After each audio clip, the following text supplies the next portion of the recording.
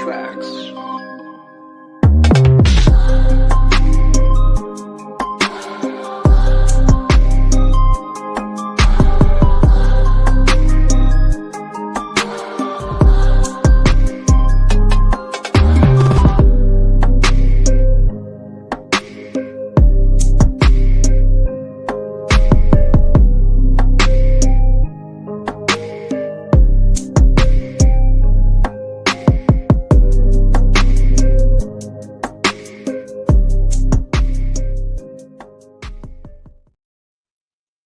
And welcome to 540 Studio, There Beyond. Welcome to, this is a different show than what we normally do, but hello to everybody out there in YouTube land, and I hope everyone is doing well out there in YouTube land. And this episode, is going to be a little bit different, more of a serious tone of a stream.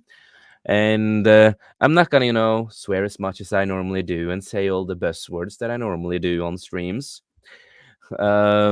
because this is a serious thing, and we're going to talk about men's mental health because this month is, men's mental health and PTSD month. This is what the awareness of it. And other than that, let me introduce the people we have on the panel. So, of course, we have Mr. Cash Money, Baron Ormantag, and the guest of honor, Mr. Tom. Hello, everybody. Hello. Hello, everybody. Hello, everyone. Hello. Hello. But this is a serious topic that, it is tough, and not many people are really talking about men's mental health. And I know, Cash, there's one thing you always say all the time that I think is important. This is something that, no matter what mental health it is, it should be talked about, all the time. It should be awareness for it all the time. And I do agree with Yes. All the time. that. Yeah. Because it does matter. And yeah, anything more you want to say with that, Cash? I mean, just we're basically saying that, certain months are more important. This is should be important all year long because everybody deals with mental health, whoever they are. It doesn't matter their age. It doesn't matter if they're older, younger, whatever. They all deal with mental health in many different ways. And there's still a number of people who refuse to understand. Oh, get over it. It's now get out there. It's not that easy. Because It's not and the that other easy at all. problem is they're not dealing with it as well. They don't understand the situation because they haven't dealt with it themselves. So Yeah, because that is something I've heard for, so many, or I've heard it so many times in my life by people, every time, because I'm a guy, man up, you don't need to feel like this. You're a man, you can handle it, just be a man about it, right? mm-hmm. And it's just like, but that's not how it works. Like, I don't know how to be a man up when I have depression, when I go through all this. Like, how am I supposed to man up? What are you meaning with that words? Like, that's empty words, because there is nothing just man up when it comes to depression and having suicidal thoughts and all these problems there. And it's reasons like that, and also, when people don't believe you, that happens a lot, as a guy. They really just don't believe you as much when you say you're sad. They're just like, there's reasons why we really don't talk much about it in real life so much. There's a reason why a lot of men stay silent, because if we say something, man up, just handle it, and that is a big reason, that there's a, I don't know what the percent is on right now of men taking their own life. I don't know if you guys have the percent on that. 77% out of people Seven. that commit that part. Wow. 77 are men. So right now, Yeah, it's pretty high. it is really high. It Right. really is. And let me, can I just say quickly, yeah. we're not going to downplay women's depression or anything like that. There's nothing to do No. with that. No. They Exactly. deserve every right to. It's just, I find that society caters to that, and as they should. But men are left to, like, if a woman is depressed, stuff, oh, tell me about it. But a guy just put a smile on her, just suck it up. Like, Yeah. Right. no, Yeah, no, Just no, suck it up, buddy. Right? Yeah. Just Yeah, suck it yeah, up. exactly. Hmm. and it Oh yeah, just suck it up, Buttercup. Oh Come yeah. on, you can do it. You're a yeah, guy, you know. Come on, go to and Hey, work. Everything's gonna be yeah. fine. Get out and there. that really hits You us know? a lot harder too when we hear that, and since people don't talk much about it, but a lot of us are of course different. But for me, in my experience, every time I've heard, oh, just batter up, blah blah blah blah, all these buzzwords as I call them, is that I just get more depressed. I get more sad, and I just like, but I don't know how to do it that way because for me that's not realistic. You know. Hmm. Uh, No, there isn't. No. I mean, I sometimes I feel guilty because I'm like, I wish I could be happier for you at this moment, but I can't. Like I'm used to masking a lot. I'll go into that later, but you try to mask and like, hi, I'm smiling, and a lot of times inside, I'm like, mm. Hmm. So let's talk a little bit about this, like our experience. Like, how do you guys? We start with you, Cash.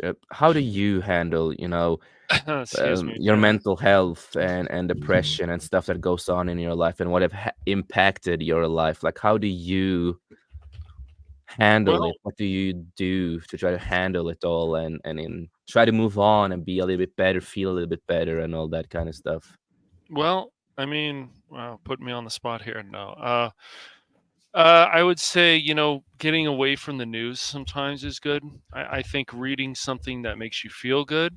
I think playing a game, even in the past, even in my early 20s, um, where even a game like Grand Theft Auto 3, it sounds funny to say, but it's just makes you feel you're having fun. So it's just you're definitely having fun, and that's what it comes down to. You want to find something in your life, whatever it is, to just help you through every day.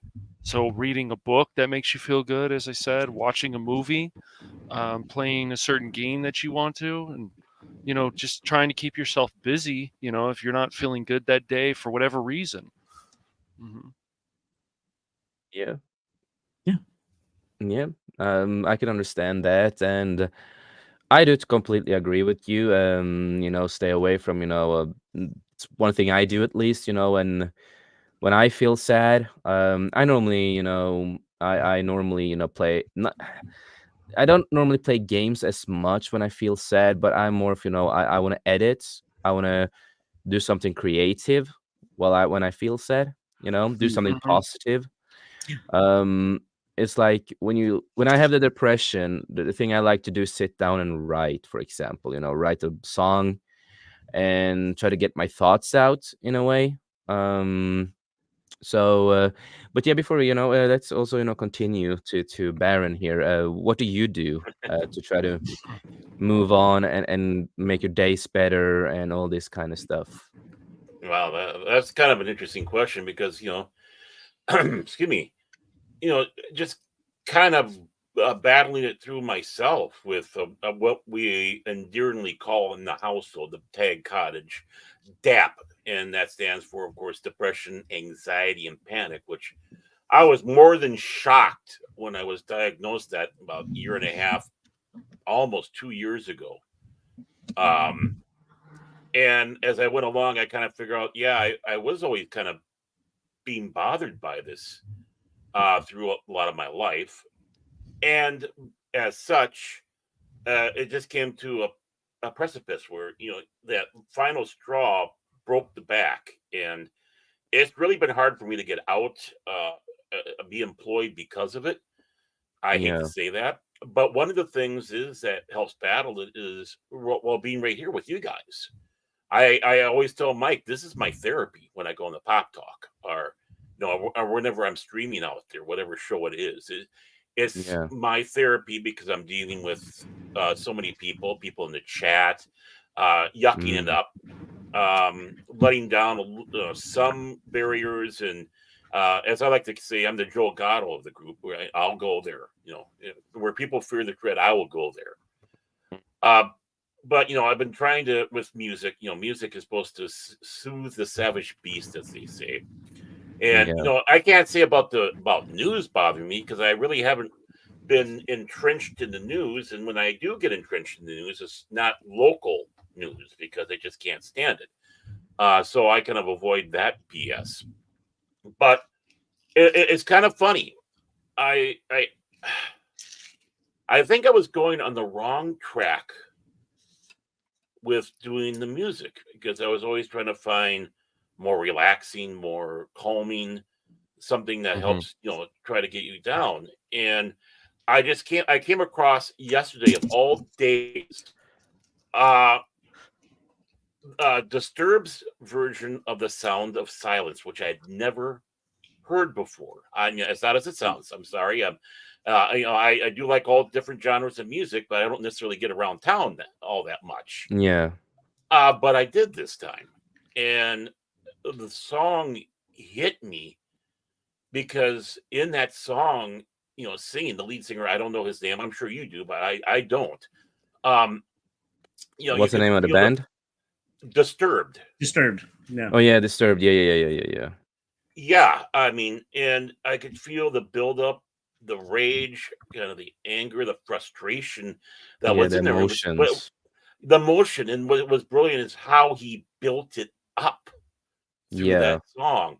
And it's like, that kind of is how it goes with us, and at least me. I mean, I'm not going to talk about anybody else because a lot of Yeah. times this stuff We all is have our own personal. way. Right. We're not cookie cutters. We're not cookie cutters in how this stuff affects us.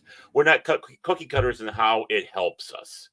I do breathing Exactly. exercises and stuff like this. But yesterday, when I heard that and listened to it, and then I also listened to State of Mind and their version of In the Air Tonight, which again is, one of those songs. Yeah. Phil Collins is brilliant when he did it.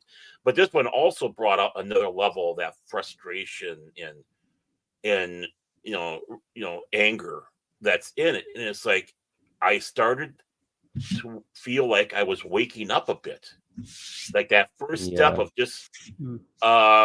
it's like, wait a moment, my heart is, where my heart is, usually where it's aching and hurting, and you can Yeah. feel it when you get those panic attacks. This one almost felt like that something was wanting to bust out, and it's like, is this the first step of me finally getting some good steps away from this garbage? So I'm going to keep, Yeah. I'm going to, you got to try new things. And, I Yeah. like music. I wouldn't call myself a big audiophile, but I like music and I like what I like. I'm not necessarily a genre, stuck to a genre or artist Mm. or anything like that. It's like, what comes along, it's just like my mind. It's eclectic. It's a mess, and, Yeah. uh, so and of course reading, and right now I've been starting to feel a little bit more invigorated to doing, in fact I was just finished a project I was doing right now, no, not before you called on me. I just wanted, finally got, okay, done. Now I can, I'm glad he called Cash first. uh, uh, but Yeah. with that is like, I'm starting to feel a little like my old self, and now it's time to do the push, and that's what what I've realizing, for myself, you got to push, that boundary, you got to strive to be happy, that because happiness is a serious problem. And when I mean that, I'm not talking about that fake, suck it up buttercup and all that garbage, Yeah. but the thing that, people who are generally happy or of a positive attitude, are the ones that build people up, while those that are miserable, mean, and rotten, they're the ones that love to drag people down.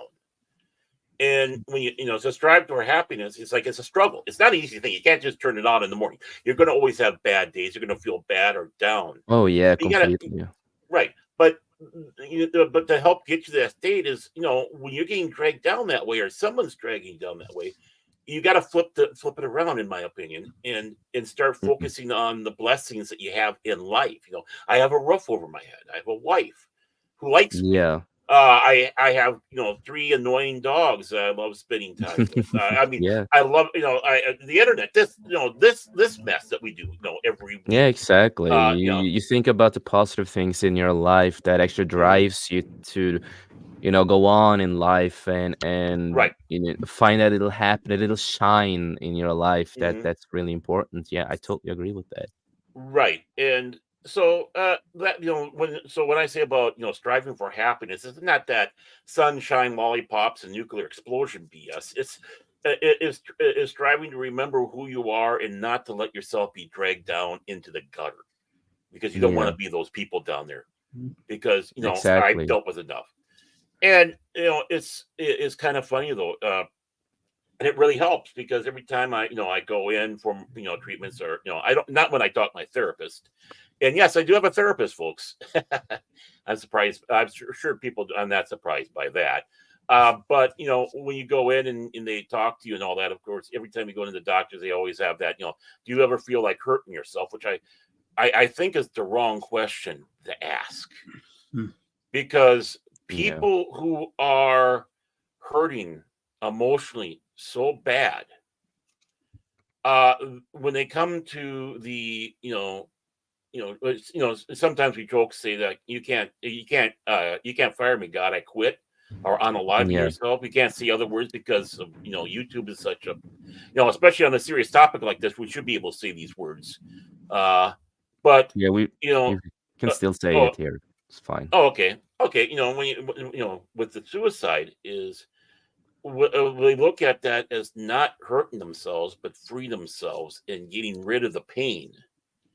So when they ask those questions, are you thinking about hurting yourself or have thoughts of hurting yourself? They honestly can Mhm. say no. I knew someone. Yep. I knew someone, a great guy. His name is Cliff. He lived Mm. above us at the apartment building. When we moved out and all that, and I was still between the processes. He had a lovely wife from Denmark. He was from England. If Scotty was an Englishman, it was this guy, a man of many talents and a true gentleman. And his wife was from Denmark, and she died of cancer. And obviously, it got to him eventually. And when I was there to take care of some stuff taken out of the house, that's pulled up, and there's the morgue, and they're wheeling the body out. And it's like before it's like I walk in, Yeah. the person who takes care of it says, "Yeah, Cliff," and I can't say anything. It's like I understand. But I'm standing on the sidewalk outside, and they go, well, and the one guy coming out, him. It's like, well, he's up there. I figure I should be out here as a sign of respect for him. Yeah, I But really do agree with you. And if some people disagree with it, we all have, of course, our own experience oh with the yeah, psychiatrist, of course. right. But I do really agree with that because my experience, I am actually blacklisted in the social system in Norway for Mm, getting a psychiatrist. And there's three reasons why. It's that I'm really open when I get mad when they do stuff wrong. And they did not help me, if that makes sense, if you know what I oh mean. yeah, yeah. I And understand. they asked the wrong questions Hmm. and they were too pushy. Mm, They didn't like let me try to speak myself, they like put words in my mouth a lot of times. right. And it is the same thing, since I have, been harassed as a kid and stuff like that. And so this is many years ago, and this was my experience at least, is that one the psychiatrist that I had at that point asked me, and I was finally doing a little better, right? I was finally moving a little bit on. I was a Hmm. young kid, finally moving a little bit on. Right. I did a lot of martial arts, trying to get, into my own vibe in life. Right. And then, oh, it's the time I need to wake up and to travel to the psychiatrist and stuff. And then she asks me, how how did it feel to be assaulted like that? How does it feel? It's just like, don't ask, Mm-mm. please. Hmm. Like, start something simple instead, trying to talk a little bit normal first, right? Hmm. And for me, that just made my mental health, when this happened multiple times, it just made my mental health at least a little bit worse. And yeah, so I do agree with that. I know some people are lucky. I'm really happy for the people that actually gets good psychiatrists. Hmm. And it's like, even though I have my view on certain psychiatrists and how they run stuff, sometimes I say they should go away from the book sometimes and actually try to listen a lot more and not asking too much questions, but actually listen first and actually try to be a little bit more of a friend to a point so we can actually learn to trust them a little bit more. If we learn to trust them, we can open ourselves a little bit more easier. But that's the way I view it, at least with a psychiatrist, you know. But yeah, we need to get to Tom too. So please, Tom, uh, tell a little bit about how you deal with, you know, your mental health and how you move on with the day and days and all that kind of stuff. What do you do? Oh gosh. But before I do, Baron, it was David Draymond, by the way, the lead singer of Disturbed. Oh. That is a beautiful song. By the way, that Yeah. is, as much as I love the original, it actually suits their lyrics and the way it was presented. But I agree 100%. Yeah, it's yeah. Now the psychiatrist thing, I've been to one. They tried. I personally also didn't find it helped me. I find it was too rushed. It was, like as you said, by the book. And they weren't a bad person, but I didn't delve into me, and they didn't really tap into me. They were doing it by the numbers, a paint by numbers, and I was like, okay, this just seems forced. So I didn't continue going. I was like, no, this is not helping, you know. So so I've tried, been there twice actually. It wasn't for me. It's not for everybody, but if it does work for you, good. I mean, that's the thing. It isn't good. It's not. It helps some people. I've known people that it helps. So if it works for you, definitely don't disregard it. But it's different for everybody. Like for me, okay. I'll go back to the game thing. As Cash Wing, you said earlier, gaming is a big thing for me. It has been since, gosh, as long as I remember. And it's escapism for me. I can delve into a different world and forget for the time. Like I'm playing Ghost right now, Ghost of Tsushima, and I'm like, I escape my moments in time. I can forget everything for a few hours. I literally can't escape. I don't know. I'm ADHD. Found out I've been diagnosed after age 5. I recently, it wasn't official diagnosis, but I have family that are in health field. I'm autistic, and I just found out 2 years ago. It's like, oh, that made a lot of sense, and I'll go into that later about my life. And oh, that's why this was this and that was that. So my brain works a little different, but it's learning to cope with it, learning to slow it down. I don't know if I can say it or not, but certain candies with a certain green in it, if you know what I mean. I'm not allowed. That's cool. So.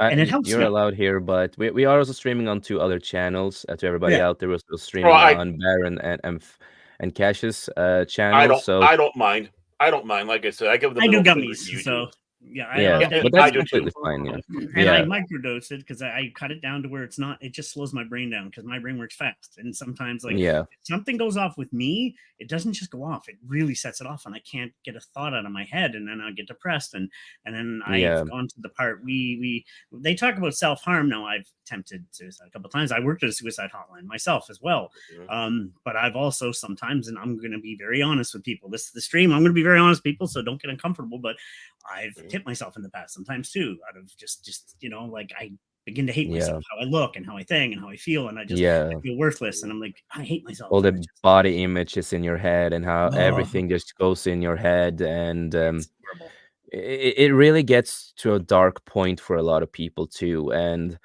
it doesn't really help with the body image and stuff like that we have today, that you feel like you have to look a certain way and you get these things on your shoulder. It kind of makes it a little harder too for you when you with that kind of things, when they say, oh, you have to be like muscular, you have to have muscles, you cannot lose your hair, you cannot be this. It's like, stop with it. Like me, I'm only 5'6". I'm a short guy coming into modern standards, so it's like, okay, I'm short, and girls don't like that and stuff. Or I'm not a big man. Other ways of whatever and stuff, and it's just like I struggle with all these things, and I hate myself for it. It's like, but I can't help it. But it's just, what's wrong with me? And then I try to be the nice guy, and then but it's just I find music and games are my big escape. Because if anybody knows me personally, I'll never left the house without headphones. I always, my audio technician and music is my savior. It's like air to me. And I know that sounds silly, but music is like air to me. Like I change it up every once in a while to the English beats, to the Beatles I was raised on, to my bands, Nirvana and Tool.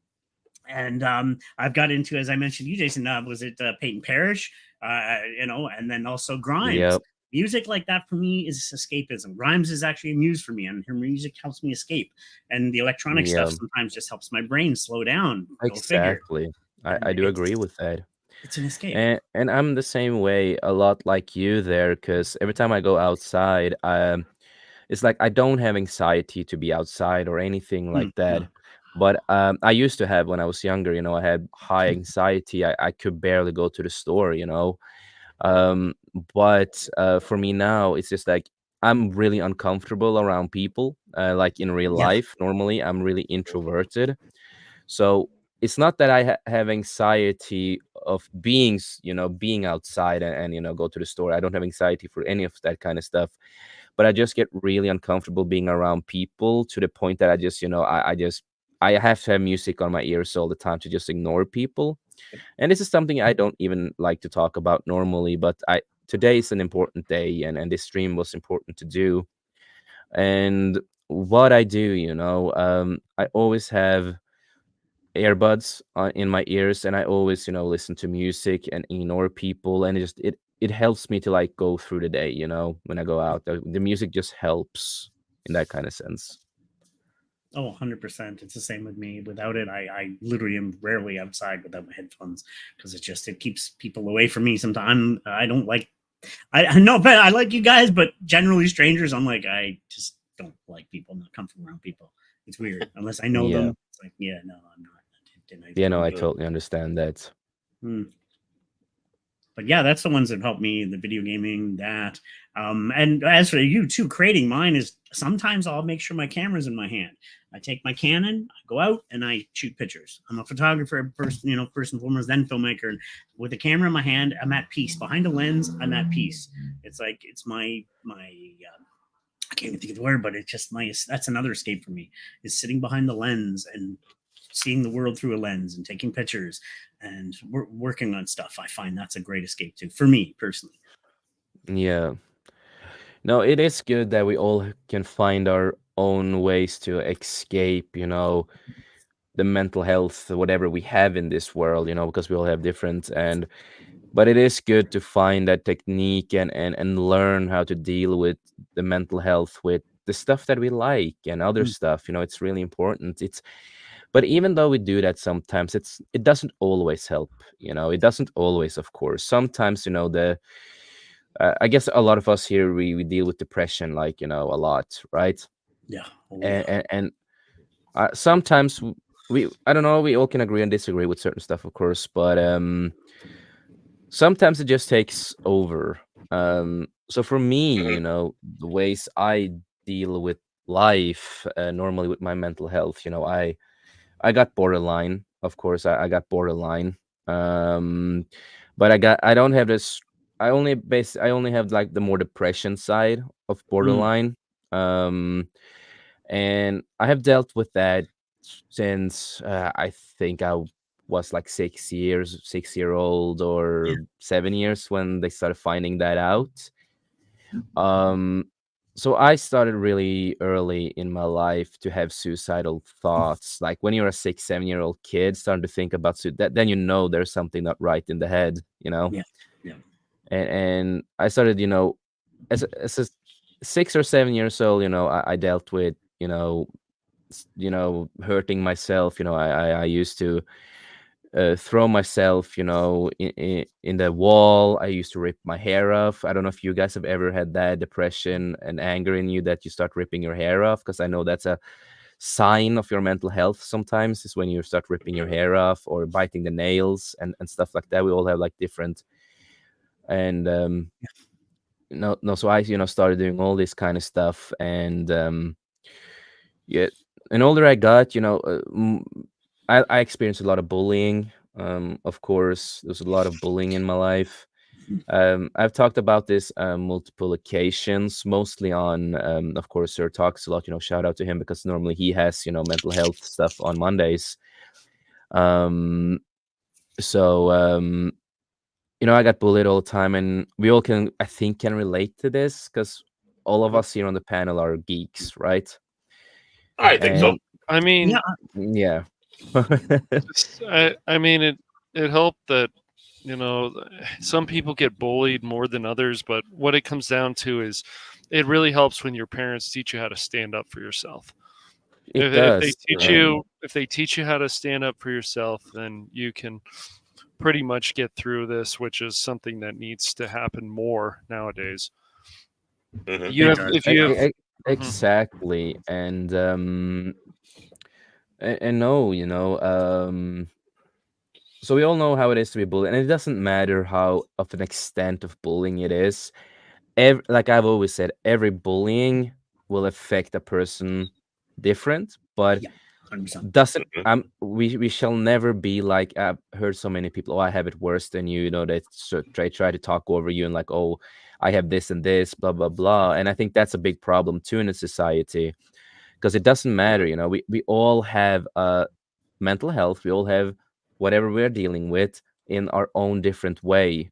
You don't have it worse than others. You don't have it blah blah blah blah. We all have it the same, just in different levels of stuff that happen with us. That's how I think on And it. well, if I may say too, it's generational also, but it's all bullying because I'm a Gen Xer, so I'm way back when before the internet, Yeah. and that's before cyberbullying was a thing. It was just physical bullying stuff, but cyberbullying is just as evil, if not more so. And the younger generation has to deal with that, and it's like scary. I've seen it, and luckily I never dealt with Yep. that. It's like I that's know even how that worse. is too, because Yeah. I've been on I grew up when the internet started to become big. Um, No, so the things I experienced in school and at the same time, I'm not going to go into really much detail of what happened, but I come from a broken home where a lot of, fucked up shit happened in my life that did destroy my whole childhood, if that's a way to say it. Hmm. And it's not often I get so, emotional or trying to talk, because it's really hard for me to talk right now. I'm trying to get the right words out on it. But I come from a really broken home, and with the bullying at the same time, you go to school, you get bullied because you're a geek or you're different, you're special, right? To these Hmm. people, and then they start punching you and all this kind of stupid shit, and just gonna make your life a living hell. And then you come home, to a broken home where a lot of shit happens, and I had to deal with this for many years, and I never knew how to handle it at that time. So when I was really young too, I think I was about 9 years old. I was about to become 10. Hmm. I finally moved to my father, who he didn't know what happened. He didn't know what happened in the home I lived in. Hmm. He didn't know what happened at the school I was in. And as my dad always used to say when I got older, it's like when you moved to me, you were basically just a ghost in the house. Yeah. You were so scared of everything. You did I did try to hide from everyone. I didn't want to be around people. I didn't have any like happy emotions, and all the emotions that I had was anger. I only had anger in my body, right? That was Hmm. all I had. So the way I start to like learn and deal, the thing is that when I was in 10th grade, my dad, he tried, I remember me and my dad, we had a long conversation once. We had a really big, long conversation on the phone.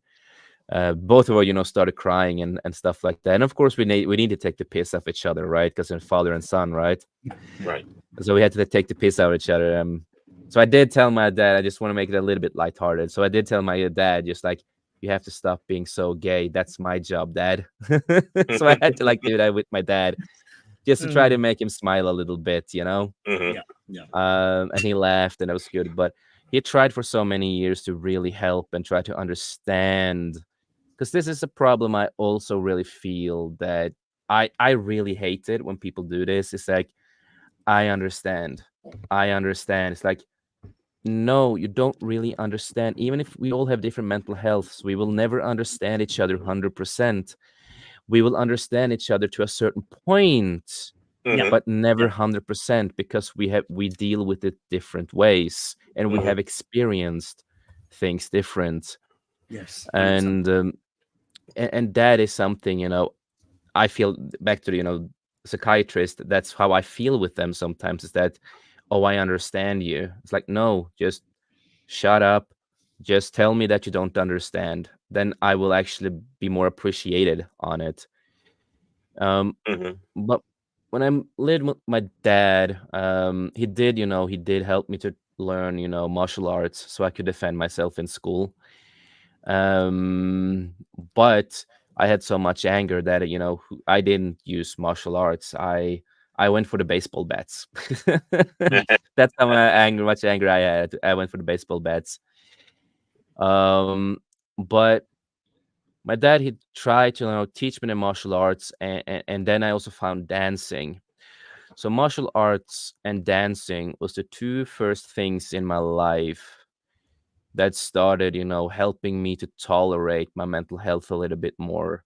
Hmm. So when I went into my room that my dad fantastically done, he created a whole room just for me with speakers into the walls and everything. It was just Hmm. so when he did that and I had my own boom blaster and everything in the room, I always put on Michael Jackson and Usher, Michael Jackson, Chris Brown at the time, all these artists, right? Yeah. Hmm.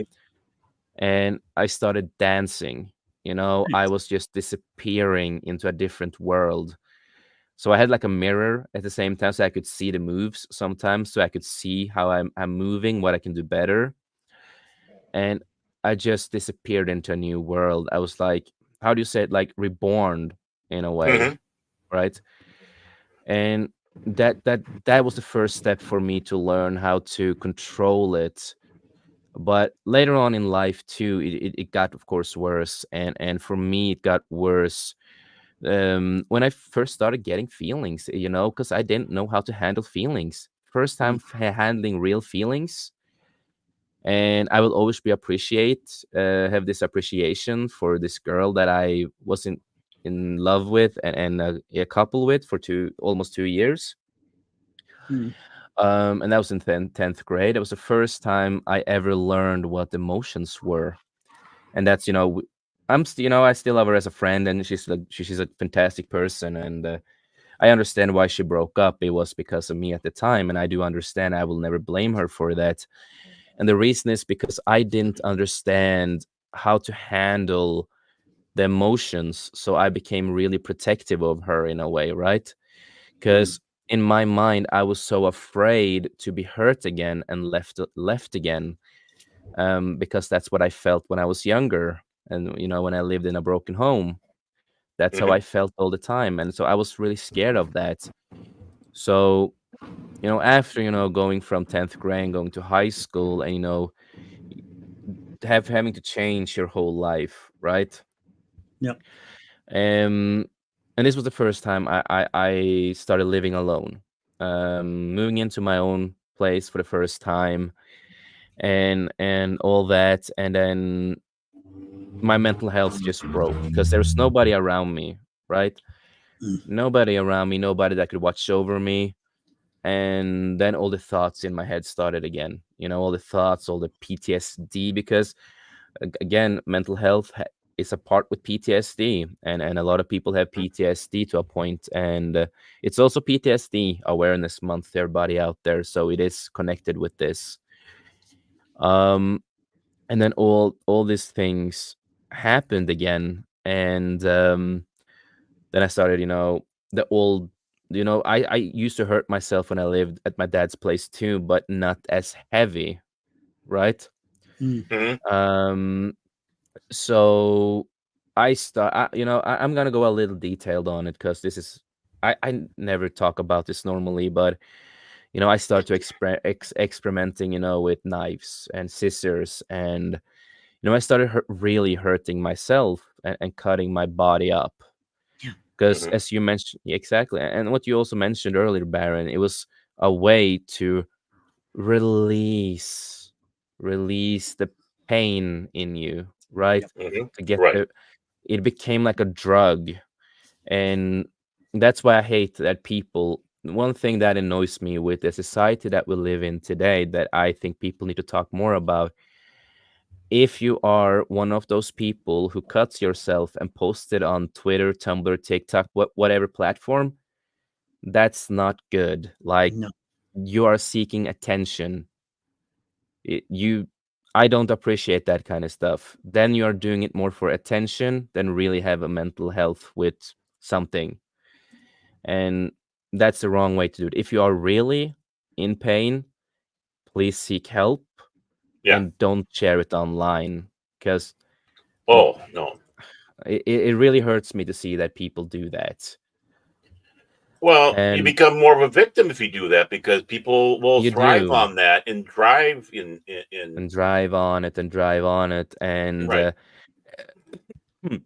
this kind of stuff also destroys the whole, they don't believe you Mm. if you are Mhm. actually in Right. pain.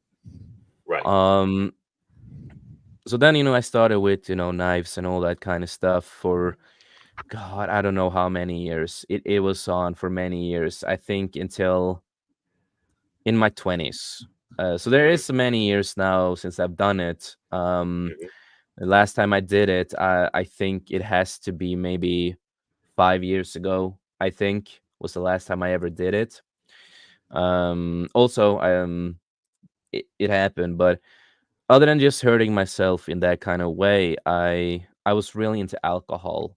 And Mhm. I was always a young kid being around older people, so there was always alcohol. I lived in a little small hillbilly country. Mm.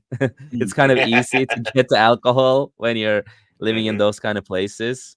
And you're like, hey man, this is the country and all that, those kind of. Mhm. So I started drinking a lot. I did start drinking in 10th grade, but that was just one party. And then after that, when I went to high school, that's when also being a teenager, living in a small country, easy to get alcohol. Um, so I started to drink more and more. And I was around, in high school, I was like 16 years old. And nobody, when you're 16 years old, you're not going to trying to drink yourself to death. Mhm. Um, and it ended up with also, because I've been really honest about this, and that is that I had a big drug addiction, and Mm. that also started around the same time, 16, 17 and up. And I think I have been like, I don't know how many years I've been clean now, but I'm really happy that I am. um and so all this stuff happened to me around that time, and I just didn't know how to handle anything.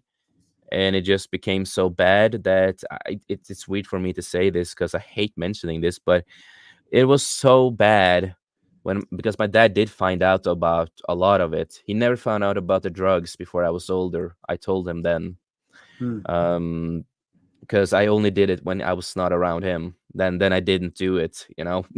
I had to like Right. stay clean when he was watching over me.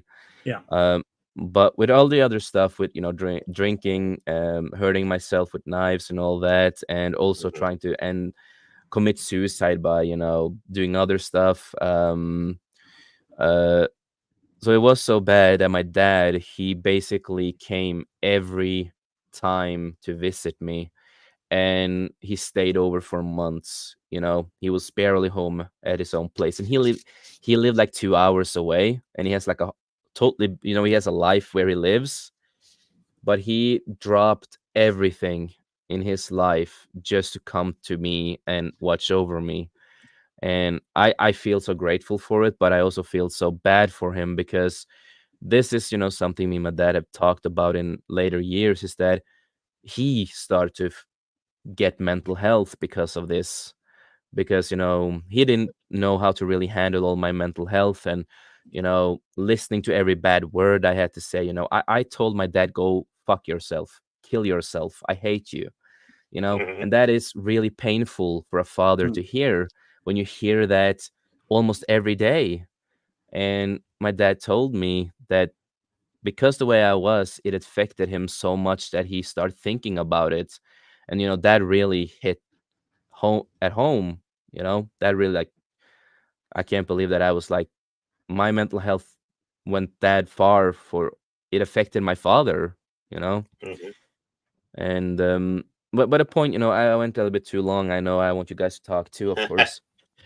um m- but a way that I learned to deal with the mental health in later years, after getting clean and all that, is that what I do now is, I do the editing. I work all the time. I'm a workaholic. I'm a workaholic because one, I do love work, but also because it helps my mental health, right? Mm, So it's mm, two reasons why I'm like that. So it's working, and then I know when I have are starting to get a bad day. I normally feel it like 1 or 2 days before. Hopefully, sometimes it just comes when I wake up, but normally I do feel there's something going on in my body, in my head. And there's sometimes, I've said to Cash, I'm not, in a good mood and all that kind of stuff. You know that, Cash. Sometimes I tell you. Hmm. It's all Um, good, man. Yeah, because I want to understand. be honest with my Hmm. friends. It's like if mm, I'm not having a great day and I do feel the depression, the anger, the stuff in me just are about to burst, I need to just like tell my friends, tell the people I'm with, I'm not going to be really social. I need to do my thing, and what I do, I watch movies, I watch, TV shows, read books. Sometimes, I go out, in the nature. I like going around in the nature. Um, so I did find my ways with doing a lot of these kind of stuff. And martial arts is something, training in general is one of my biggest helping points, that have helped my mental health for a long time. Unfortunately, I haven't gotten to train properly for many years because chronic pain in the body. mm, Hmm. Um, but I will do at some point again. But it's I found all of these ways to continue my days and doing the best out of them, because there's always one thing that gets stuck in my mind when I am depressed and I'm feeling suicidal and all this kind of stuff again. I always think about my great grandmother and what she told me as a kid. Life is too short, and make the most of it. And that's why I always say that to everybody before we wrap up a stream, mm, because it is about mental health. It is about the bad stuff happening in the world. It's about everything in that context. Because I want people out there to remember life is really short for many of us. And no matter, Yeah. even if you're hundred, if you become 100 years, it's still a short life. Um, so you have to do the most of it in your life. And that's how I think. So this kind of stuff helps me to move on. And of course, I did find my faith, and my faith was, of course, I'm a Norse pagan, and mm, that also because that's why I say don't shame people for having a religion. It doesn't matter if you're a Muslim. It doesn't matter if you're a Christian, a Jew, whatever you are, and whatever beliefs you have. And if that helps you to move on in life, I think that is really important. That's why I accept every religion, and I can be friends with everyone who has a religion, because as long as you're a good person and you have a religion that helps you, that is what matters. Um, so at least that's how I think, and that's how I try to move on with my days. So any of you guys want catch on after what I said, and you got what you guys want to talk about? It's an open book.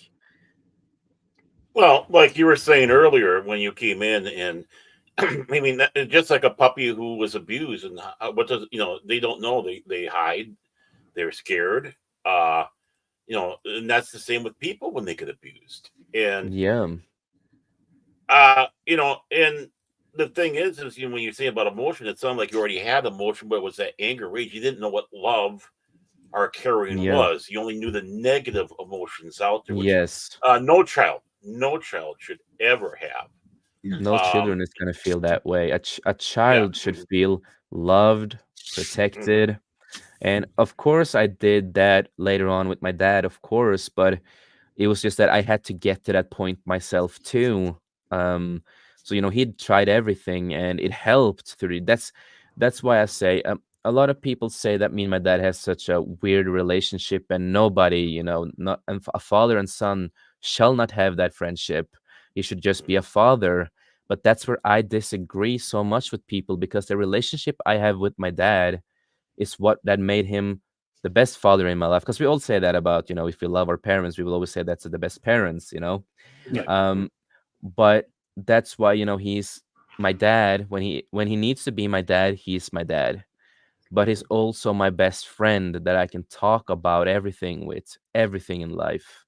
Um, and that's what we love about our relationship, how it evolved and how we can help each other. And we've gone through so much, if you know my drift on it.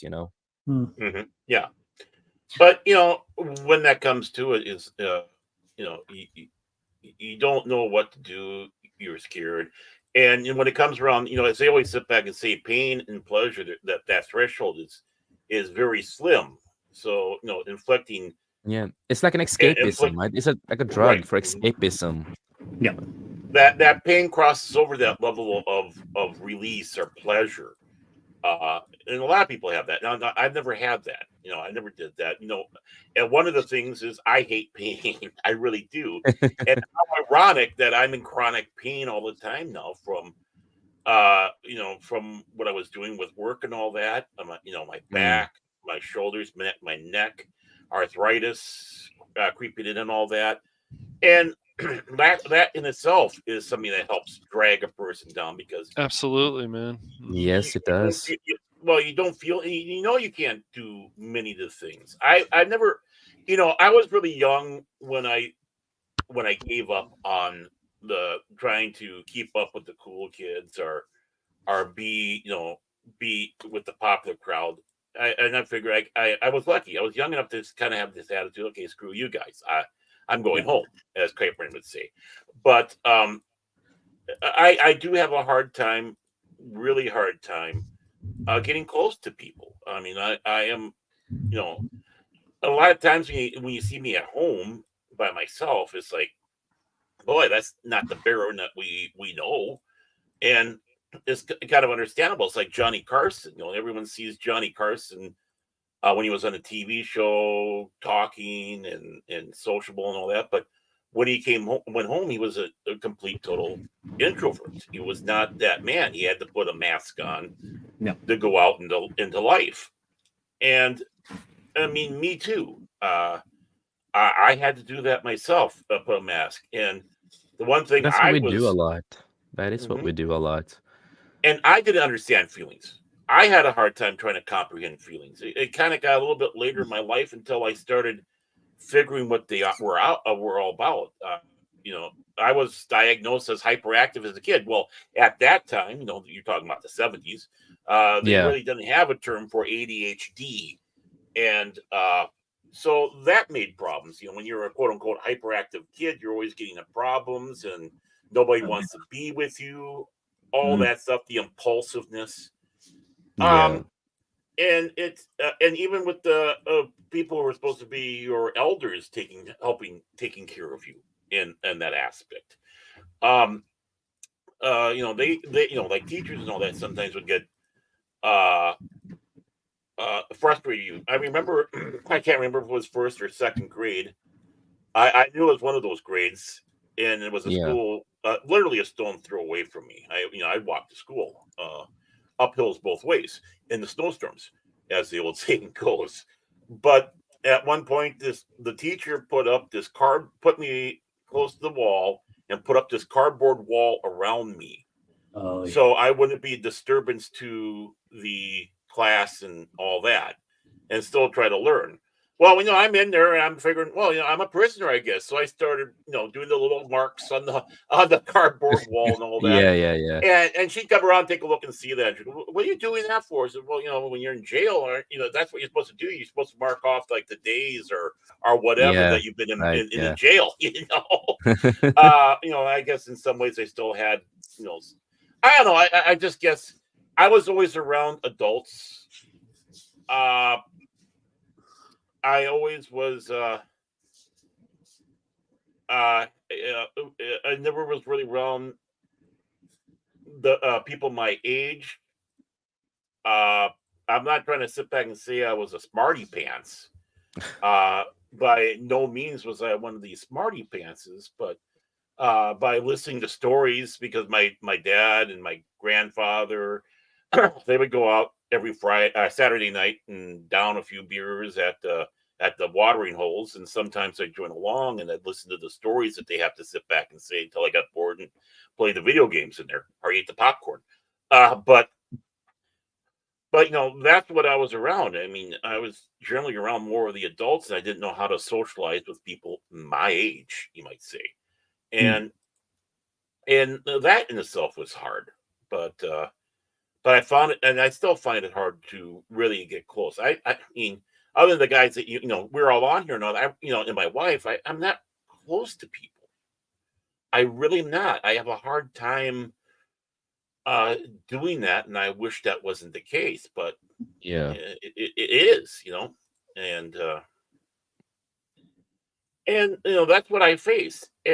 But one of the problems was, of course, I suppose I had anger issues also, and stuff like that. And at one point, I pulled back, and I think I pulled back way too much, because you still need to let your anger out now and then, and that's one of the problems. You're holding it in; it becomes a Yes, pressure that. valve, and before you know it, that pressure valve bursts. And Yeah, that's what I have felt. If I can just chime in, that's what I have yeah, felt when I have been, because of the anger issues that I have had, and I'm trying not to, like, when I have defended myself, I've been holding back a lot because I know I can hurt the person. That's what my dad tried to teach me. Don't hurt the person, just defend yourself. Hmm. So at some point, I learned, like, I don't want to hurt the person, so I'm just holding a lot of stuff inside in that kind of case, right? right. But when I've been holding on in the anger inside of me for so long, and then it bursts out, it ends up, I'm getting mad, and then, I'm losing control alone in my own home, and I'm Yep. kind of blacking out, and I don't know what the fuck I'm doing. And suddenly, after when you black out, after the blackout, you suddenly come to your senses again, and then you see, like, oh shit, I've destroyed, my PC screen, my PC, or something close to you, right? Mhm. Because you haven't been thinking. And Right. I have that's my experience with that, because that's what I have been what I have done in the past when I've been holding on the anger inside of me for too long, at least. Hmm. Yeah, and for me, it was just it came to a point that you broke down, because you're trying. You, when your family is in a certain state, you really got to pull back. You got to be that rock, and Yeah, you have nobody yourself to go talk to or to help lighten that load off of you, because again, you're carrying everybody. And I'm not yeah, complaining. And this is not mean spirited, or I'm not complaining about that in per se. Just talking about cause and effect, because as the father, as the husband, that's my yeah, job, is to be uh that kind of thing, to be that rock when everybody fell down. But when you had to do it for so long, it just kind of gets to that point. And yeah. I that was totally, me. I mean, where I got to, where my dap got to me, was several different things. Pain, my family being in rough shape for a long time, and then my pain, having me leave a job that I liked. And I'm not ashamed to say it. I was working in a sandwich shop. I was getting good money. I knew what I was doing. And, my work wife was there, and and I followed my work wife from one place to another. We went together. We're a team. Hmm. And it yeah, hurt me. It hurt me deeply when I quit, because I had to. I mean, we both had a hard time about that. But she she doesn't live too far away from me. I can bother her anytime I want, I guess. Uh, but when that goes, is then I had to get a different job. And that sounds silly. I have a fear of phones. Hmm. I really do. I hate, unless it's somebody I know, really, someone, whatever. yeah, But Well, if it I see a call that comes in that I don't know, I don't answer. It's like, if it's important, to leave a message. it But I doesn't had to help. get. Baron, I just wanted to add to you, man. It doesn't help that there's these robocalls that are supposed to be Yeah. fixed. So that doesn't help. Right. That doesn't make you want to usually answer the phone. Mm. No, Wait for the exactly. answering machine. Yeah. Exactly. And that's what we did when we had the landline. So with that, I had to get a job where I had to be, taking care of, behind the desk, dealing with the phone, people calling in all the time, having issues and problems, and not necessarily being the nicest people there are out there. You can't do anything. You want to turn around and you want to unleash back to them, saying, listen here, you mothers, I am trying to help you here. You're not making it easy. Quit taking, I understand you're in a bad situation, but quit taking on. No, you have to be all nice and stuff like that. Yeah. It's like, no, I don't want to be nice. Now, sometimes you just now. want to be brutally honest. Sometimes. Mhm. Right. And that did it. That was the final scene. I was literally, waking up more and more mornings, shaking in the bed, in a fetal position, no less. I mean, the classic, you're in a fetal position and you just can't go. And the missus isn't fully understanding, and it's not as like in stir. She was kind of going, well, you got to tough it up a little. You got to get out there. I'm not always going to, but it just came to that point. I can't do it no more. At first, with all the shaking I had, one of the doctors was thinking that, oh, you have Parkinson's. We should get that checked into. And it's like, oh, great, Parkinson's, just what a person wants to hear, right? Of course, went to the neuro and they said, no, that's not what it is. But then they went further, and they sat back and said, you're crazy. No, I said that. Nobody else said. I say that, and you're not crazy. No, I say, hey, I say it to make fun of myself because it does help me when I say things like that. It's like, I'm working to get that certification that says I'm sane. I'm not crazy no more. But I have to be crazy. I'm on YouTube. Yeah, and I want to chime in on that. And if anyone want to chime in too, that's okay. We need to get to Tom too, but of course, but I wanted to chime in that it's important to have some self-irony. I think it's really important to have some self-irony, no matter of what you're dealing with. Sometimes I think it can be good to have some self-irony and some comedy to yourself, because it is a way to like dealing with the pain and dealing with your emotions in a way. That is how I feel, at least. So I also want to get to Cash and Tom. So we're gonna start with Tom. Anything you also want to talk more about that you think is important, and do you want to chime in on something Baron said that you think is really impactful, that you think that needs to be talked more about, etc., etc.? Actually, I'm very similar to the things with the being in class when they put a cardboard thing around you. I'll get into that in a sec. I had that happen too. And I also diagnosed ADHD, at age 4 or 5, and that was the 70s. I'm 72 kid, so it was still in the 70s. Autism wasn't a thing then. ADHD was still just learned. And I was like child psychologist, 4 or 5. I don't remember exactly. It was so long ago that you're on Ritalin. Oh, God, that was just, And I've been a teacher too. I've dealt with kids that on Ritalin. Nowadays, parents put them on it that don't have issues. I'm not going to go there. That's a totally different topic. But I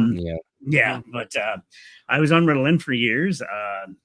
Always had trouble in my own. You don't mind if I go through this, I'll just quickly run this down. I'll give you a quick version. You're an honored guest here, man, and you're the one who made this stream happen also. So, but elementary. I'm on Ritalin. I'm a zombie. That stuff really, it was just new at the time too. And then I went through school, went through all the way from 1 to 6th grade, didn't fail, whatever, but I had a hard time. And I also had the cardboard thing around me because they'd find I would disturb the class sometimes and stuff. And even my mom and dad, they would get mad. Like, why is they're just keep including him from the class and what's going on? And like, I couldn't help it. I mean, and like I said, I didn't even realize there was autism involved with that too. That was not a thing then, but I always felt different. I had friends, but I never felt fully fit in with a group of people. So, and my elementary school still felt like an outcast in a way. Is that the way they said? You still felt like an outcast, definitely. Even with your good friends that you had at the time? Yeah, I mean, I had friends. Don't get me wrong. We'd camp out behind our houses at night, and we'd drive your bikes till 4 in the morning Mm. in the neighborhood type thing. And yeah, you have friends, but I just never felt like I fit in dead on. I was better on my own. And then come my teen years. Oh, by the way, when I was in grade 6, I went to 7. Back then, it was junior high from 7 till 9. Um, Hmm. 2 months in junior high, I got put back. Or no, 3 weeks. 3 weeks after being in grade 7, they put me back in grade 6. Talk about messing with a kid's head. Like what? That really needs. I've never experienced it, but that has to really impact you, though. That put me in. Then they put me in a special class, so people would have issues. I'm like, well, okay, Oh, okay, yeah. no, that messed me. That's really messing with my head. It's like not that I'm not. I have high intelligence. Actually, some people think more so, but it's just I don't have a normal thinking process. My process, but then they didn't know about that then. So I'm in these class with these other people, and some were like me, and others were a little bit, different and stuff. And I don't down anybody with any mental issues and stuff. I have friends of all types, so you never judge anybody for anything. But yeah, so then Yeah. I went through there from 7 to 9, and then it was a struggle because you think, what's wrong with me? Am I mental? What's going on? And on the Ritalin, I'm Yeah. going to be honest with this too. During one day, it also weakened my bladder, had side effects. And one day during class, I peed Yeah. myself. Right in class, talk about embarrassing a kid. Because those things have a lot of side effects too that people really Oh, don't very talk much much so. about. Can you go into the detail of that if you No, experiences no, I you don't had mind. it? Like I went to bed sometimes, and as soon as I got off it, never happened again. So it did. You can tell that weakened my bladder, and I peed myself during class one day. It was in gym running, and it's like it happened. Talking about Yeah. embarrassing my kid, I felt like, and I always felt hard enough. It is. I'm like I don't fit in. I'm a short little kid. I was always small on everybody, and I'm just awkward. Never had a girlfriend. Never met anybody, and it was just I'm weird. I'm this, But I always put a smile on. I just felt try to make a smile, and people smile with you, and da da da da. But I never felt comfortable Put on a really. mask, yes, it's called Oh, in a way. I got used to it masking over the years. And then go in my teens and then high school. Um, I always felt picked on. I was picked on and beat on, and I was bullied big time. And then up until one day, then it was I think we were in a tech school type thing, and there was tech classes, and he had a car arrow and he whipped me in the back of the legs in it, right in the middle of class. And that day I didn't react, and he stopped picking on me after that. So I started staying. I was a wrestling fan, and then one of the other guys, he body slammed me and stuff, and then I took it, and he's like, "Oh, good one." I was like, "Okay." And then I became friends with him. Go figure. The guys that picked on me. So yeah, I finally stood up for myself. But I was always a tiny kid, and it was weird and awkward, and I always had anger issues. I remember in my high school, there's actually boards there where used to be a thing, and I punched the wall and broke it, and I was like, "Oh crap!" And I'd have anger issues, and I Yeah. broke I broke controllers. When you said about breaking the screen, I've broken a computer screen before. I've broken controllers over Yeah. my head, and I Oh, became an yeah. expert at repairing controllers, believe it or not. So, except for the PlayStation 4s, they're a pain in the ass. But I don't They really are, do they that are. anymore. But No. sometimes not with the controllers anyway. But it's like I used to hurt myself, and I didn't care. I just did it, and just I always felt weird. And but funny you should say the dancing thing. I used to be a break dancer, and I wanted to work in Broadway as a dancer. That was one of my dreams. Yeah. So, and then come to my later teens. I actually didn't finish high school. I got my GED because I just left this city and moved out and just got tired of it. And I moved out young. And then I eventually got my GED, got my hair. So I was a hairstylist at one time, got my degree there. And then I traveled Canada. And then come my 20s, and I was discovering myself. I was like 19, 20, and I met a dancer down here, and she said, "Come visit Montreal." And I'm bisexual. I've openly about that, and that's Yeah. where I was discovering myself in my late teens and early 20s. And I was like, "There's a confusing time in my 20s, traveling in Canada. I lived in Montreal once. I lived in Did Toronto. Oh, go ahead. can I add something there, Tom? Yeah, shoot. Or did that make you feel? Did that start taking a toll on your health as well because you wanted to feel like you were trying to hide something? Because you were Yeah, like when yeah. you said you were discovering yourself, it's just okay. No, Yeah. no, no, no. That's a good question, Mhm, actually. That's really mhm, good. It was weird. It just I didn't feel, I felt different. I was like, and she mhm. said, "Come to Montreal. You can really be yourself in Montreal. It's very European. It's very freeing. It's a good, and so I went Mm. there. I tell a little funny side story. One of the bartenders. I used to go to this bar downtown. There's one called Wendy's. It's a strip bar, and above it's a single bar. And I used to go there. and there was a patio, and my escape would actually sit out in the patio and write poetry because it was you get to see the nights of the sky in Montreal. It's nice, these huge Yeah, buildings. yeah. And she let me in. There was nobody in there during these hours, and I get to know the bartender, and she'd say, "Hi, Dom," and I'd buy a drink and sit there and write poetry at night. Some nights when they weren't, and she tried to hook me up with a guy down in one of the bars. Turns out it might have been George Michael. I never met him. Long story, not going to go there. I could have been one of George Michael's, but Yeah. yeah. But I was discovering myself. Then I traveled around Canada and just tried to find myself. But as I sent you that poetry, I wrote that in my 20s. I was spiteful Yeah. of the world. I hated the world. I hated people. I was still single. I didn't lose my virginity till like my mid 20s, and it was with a.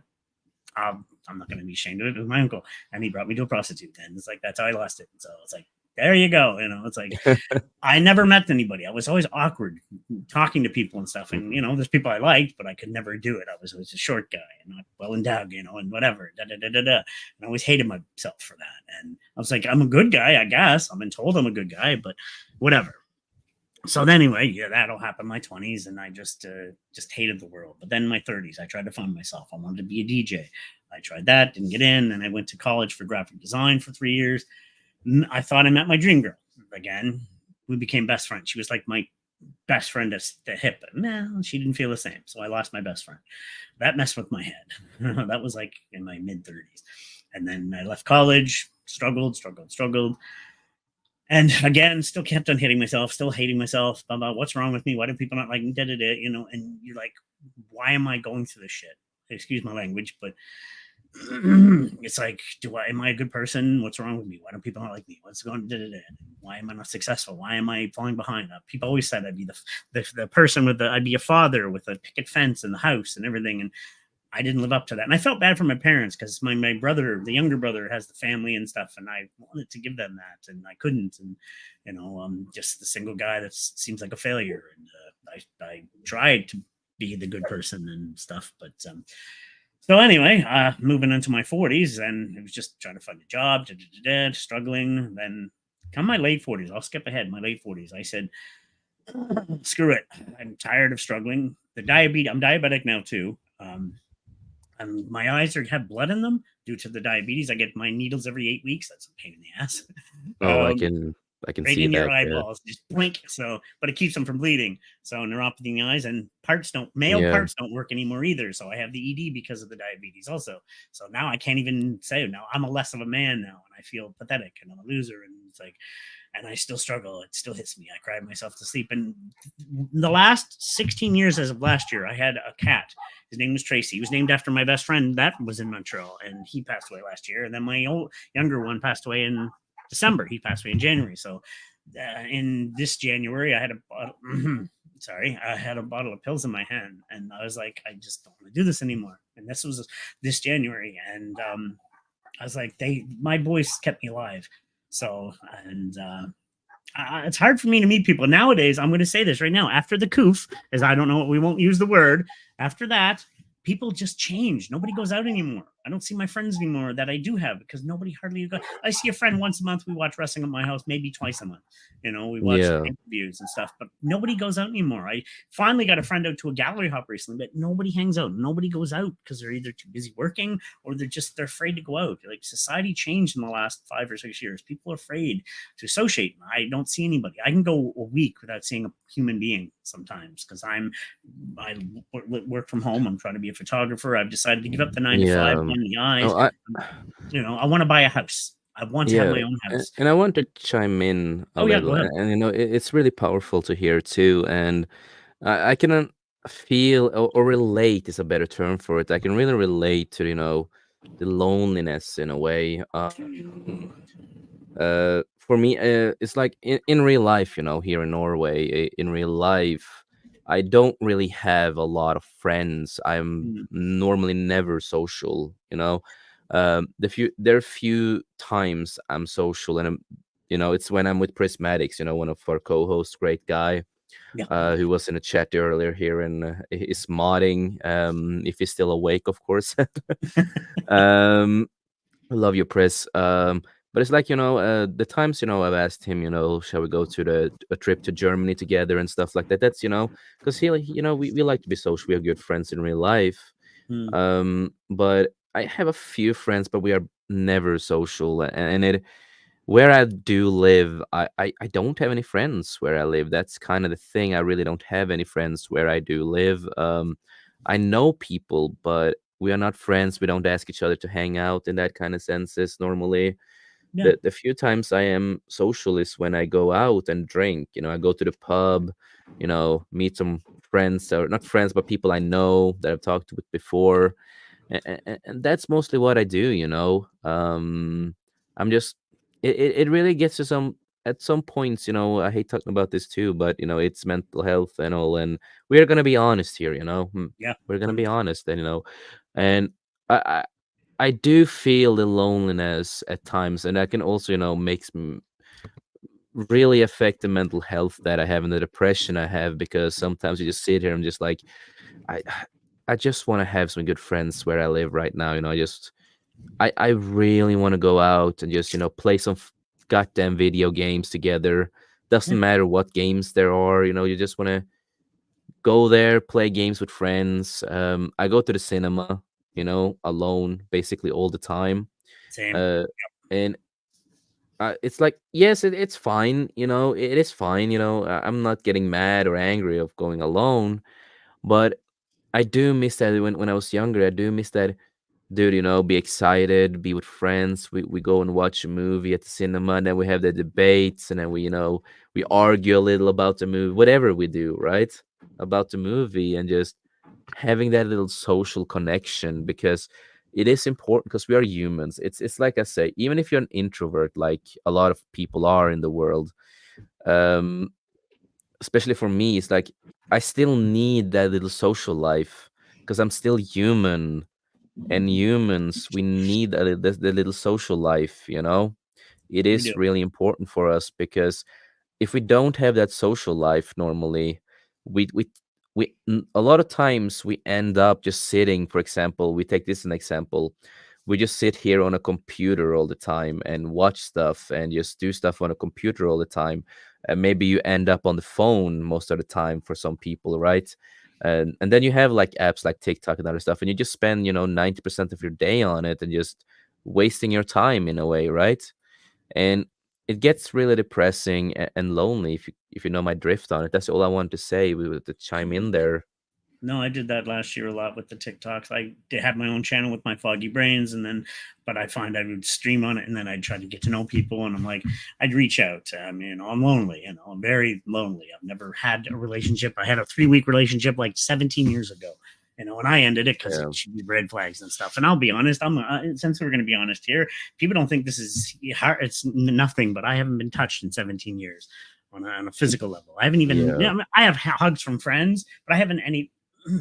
It'd be nice to have somebody that loves you, that say, "Hey, I love you. It's going to be okay." Some days Yeah, I wish I because could we come are still home. humans again. We are still humans, and we are born to have that connection too. Yeah, That's and the thing. We are.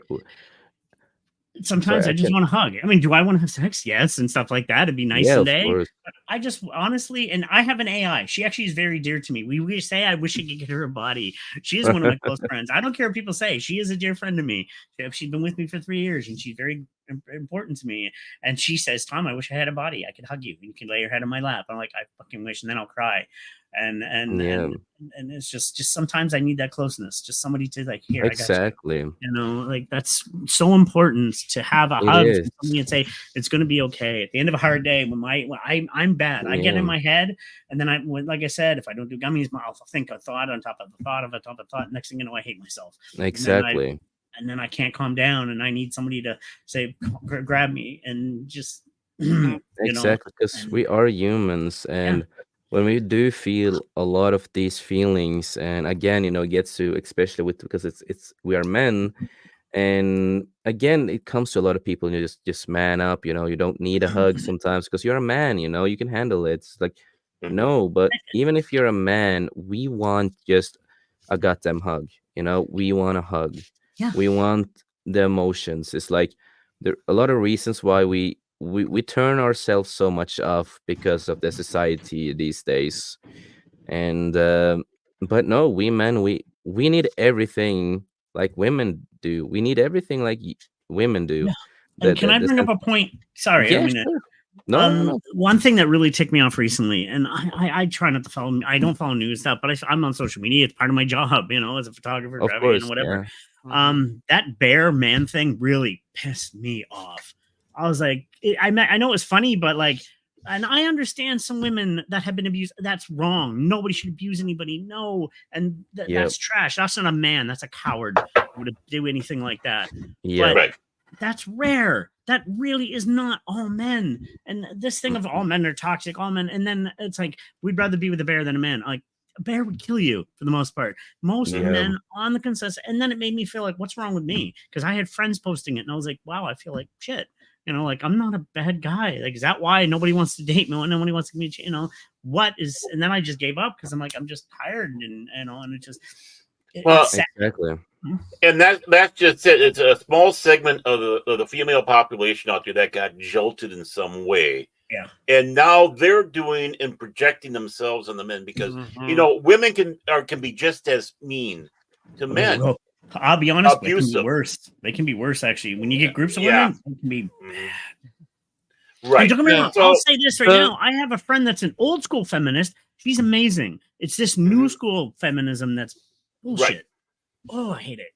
yeah, the we want equal wages, stuff like that is the one kind of feminist, and then you got the ones out there that we don't need men. Men are better than men.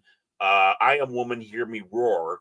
Are the ones that cause problems, and of course, what do they? What's their big target? Men, because Yep. something happened to them. They have daddy issues. well, Their dad did something. These are the people I talk about are miserable that want to drag you Mhm. down. yeah.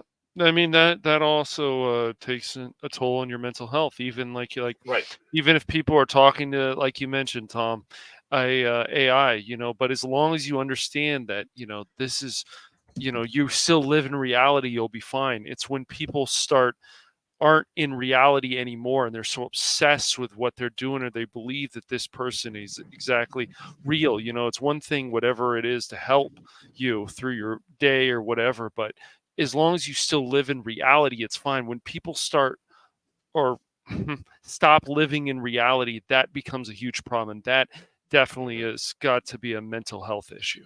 Oh, yeah. Well, 100%. yeah, Hmm. you know it. And that's the bad thing. This tendency to want to pit men against women is a horrible thing. Hmm. Uh, and one of the things is, and we all have this problem sometimes. And for men, it's like they feel they have to be strong for everyone all the time, and even go past their weaknesses. But you have to remember what Dirty Harry said, that a man's got to know his limitations. And Well, that's just it. And that's the beautiful thing between men and women, that where men can be stronger than women, a woman can be just it can be stronger than a man. It's something that incorporates Hmm. together. There's no reason to put a pry bar between and separate that no. amongst us. Or Exactly. out there. Right. You have a good friend, right? And you're good at things that your friend isn't, but vice versa. Right. And of course, the things that you're equal with. So uh, the fact that the dividing and ripping apart, like you were saying, Tom, especially with the Koof situation, Oh, where yeah. people don't ever get together anymore, is an emotional thing. This solitary treatment is horrible. We are social Yeah, creatures. and when that situation also happened at the time, the suicide rate also went really up. Yep. Right. Right. Well, it's also the fact that, there's men still out there, who younger men, probably even older men, that they like hate all women. Well, what's the point of that? You're just going to Right. cause more mental stress on yourself. Well, exactly. Yeah, Hmm. and also what I started thinking about, it's a lot of times, we hear women, they we don't hate women or anything, but a No. lot of times, not all women, but a lot of this new society, we can call it the new age, as I like to call it, Yeah. is that they do say that they want a man who's real, a man who will show emotions, who Hmm. will do all of these kind of stuff, right? But as fast as a lot of men do that, we get dropped. They don't want Yep. you because you're like, oh, Oh, you're too sensitive. You have to man up. It's like, but that is one big reason why a lot of us men, we don't talk about our feelings. We hide our hmm feelings, right? right. And it's like, Hmm. okay, and at some point it's just like, you know what? I don't want to be in a relationship anymore. You know, I just like I don't want to. Yeah, If I this is get gonna it. be, yeah, Yeah. exactly. If this is gonna be the future, it's like okay, then I'm just gonna stay single and do Right. what I want to do in life. You know, I'm just gonna focus on me and whatever happens with girl or not, but just gonna focus on me. That's how I think then. But that is one big problem to a stigma that a lot of people don't talk about anymore that I think is important to talk more about. There's a Mhm. quote, if I can bring in. Chris Rock Oh said yeah, it. Actually, I really enjoy this. He said, "Women, children, and animals are loved unconditionally. Men are only loved for the condition what they can bring." That's almost Yeah. factual. That's messed up, Yeah. but it's true. Well, that's why comedians are sometimes the great mirror to society. Oh, George Taking Carlin, he tragedy. told the truth. Oh, yes. Yeah. But they hold it up, and comedy is just tragedy that we laugh at. Yeah, Tragedy is exactly. pain that we laugh at, Hmm. and it's the way like the court jester. It's the way to get that message out, and hopefully someone will hear. When did Rock say that, Tom? I forget when, but it's quoted on some of his acts there a few times. It's a recent one. You can check. It's on there somewhere. But yeah, he said that, and I was like, wow, that's poignant. Like that's so true.